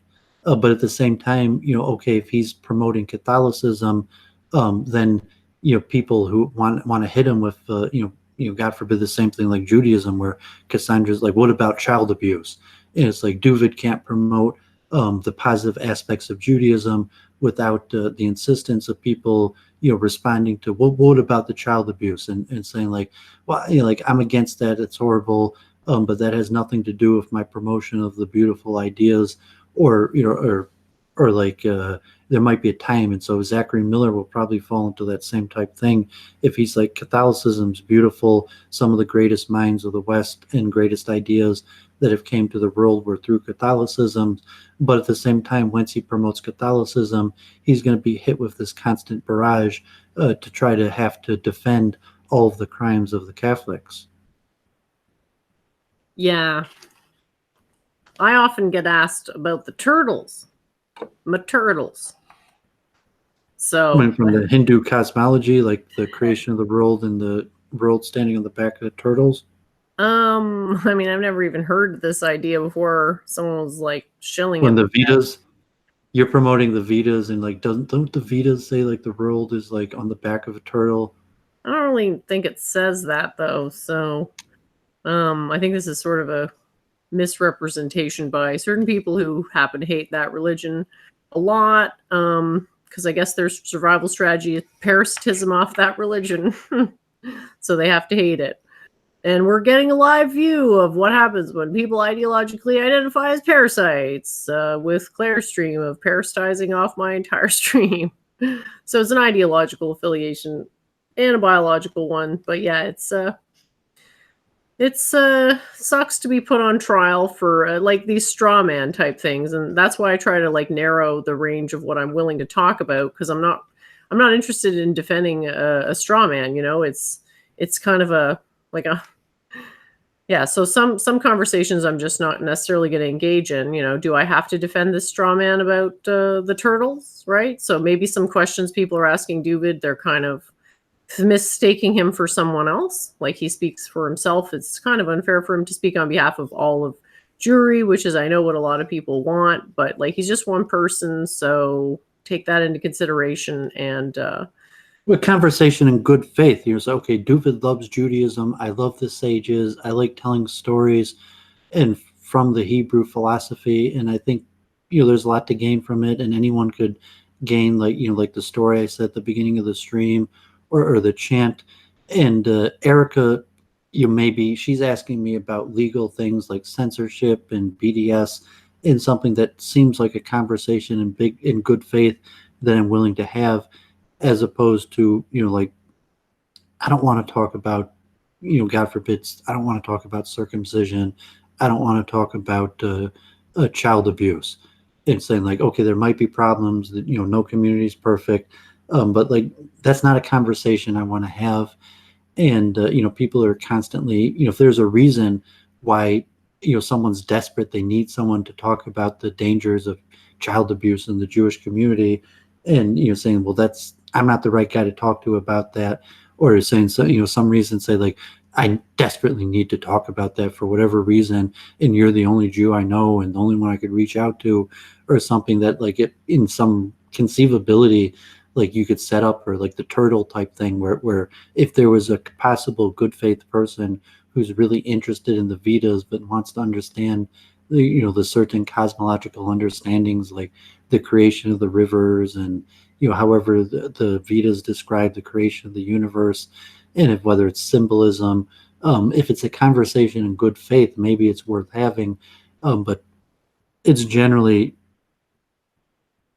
Luke Ford will say, like, if the person is making comments in the chat like all capital letters, it's a sign that the conversation's not in good faith. yeah, it's kind of a boomerish type thing to do, isn't it? When people just do the all caps, because I don't know what they're thinking, but I interpret it as yelling. So yeah, it has a certain aggressiveness to it that should probably best be avoided unless you actually are trying to get across that you're yelling, which I would say is not something that would happen too much. But yeah, it's a great conversation. And I mean, okay, we're trying to build an audience and forward ideas, and then it's okay. It's nice we have an audience, but the audience that we have isn't really interested in our common areas of interest. They're not really interested in us talking about, quantum mind and reincarnation or even free will, is they're not really interested in that. And so, you know, we have the audience, and what do the audience want to hear? And you turn to the chat, and it's like, unfortunately, the chat seems pretty unanimous that they want us to talk about things that we're not interested in talking about. So does it make sense to just end the stream and call it a good week, and till next week? Sure, I'm a little exhausted after all the drama and getting a little bit distracted and everything, and I've got to judge the free will debates, so we can say goodbye for now. It's been a great time. I think it's been a wonderful week. We've met some really interesting people and look forward to talking to them again. Yeah, I Yes. think viewership is up. Things are looking up, and the dangers of building a bigger audience have to be kept in check. And just because numbers are up can't necessarily be. We want successes. Okay, like you're on the JF stream. Like I got more outreach. You got people that have channels that look like interesting venues that are reaching out to talk. But just the pure numbers itself doesn't necessarily mean success. No, I think if you're going for pure numbers, eventually you're going to reach a hard limit of how many content creators are actually willing to talk to you. And I realize that marketing to content creators and marketing to the audience are two different things. And I'm just going to go with marketing to content creators. And that way I'll be able to meet the most interesting people that they know and build the audience maybe a little bit more gradually that way. So people are discussing the ethics of posting in all caps in the chat. I told Brundlefly very clearly. I mean, I appreciated him booking John David Ebert. I mean, I like Joseph Campbell, and Ebert was a writer for Campbell, and he knew a lot of interesting stuff. But I told him, do not carry your e-drama onto my channel, and he was basically agreed, and we didn't have a problem with that. Brundle was basically take your shoes off, and he thought for a second, should he be I'm gonna wear my shoes in your house anyways, what are you gonna do, kick me out? And he thought for a second, he took his shoes off, and he said he's not going to take his e-drama onto my channel. And I think that's somewhat saying okay, I might participate and go into Claire's channel or something and have a little bit of e-drama, but please do not carry that over to my channel. And it's just kind of a hard, steady rule. And if there's some people in the chat that's what they're here for, is to carry the to get the latest information on e-drama, and they're going to be left waiting, because that's not what they're going to find here. Yeah, there's some e-drama on the other streams, but we're always we're generally working towards a more sane environment, so the drama is kept to a minimum, but nevertheless we get some interesting characters and some laughs out of them, so it's a bit of a balance. But yeah, I think long term it's a good goal, and again, it'll bring in the quality content creators, and maybe we'll have Dr. Hammeroff one day. So thanks everyone for tuning in. Did you have any last words, Doovid, or are we good to go? Yeah, thanks for doing this, and I think it was generally a pretty good week, so looking forward to next week. If your debate with Claire works out, I'll probably tune in. If it doesn't, that's fine, and hopefully moving forward we're going to be able to schedule my debate with you over can you logically prove God, and also maybe we'll try to schedule, probably both on my channel, a book review of The Eternal Truth. Great. Well, we're looking forward to that. If you haven't subscribed to Doovid's channel, please do so. It's Doooovid, I think, and it'll come up in the list. Take care, everyone. We'll see you soon.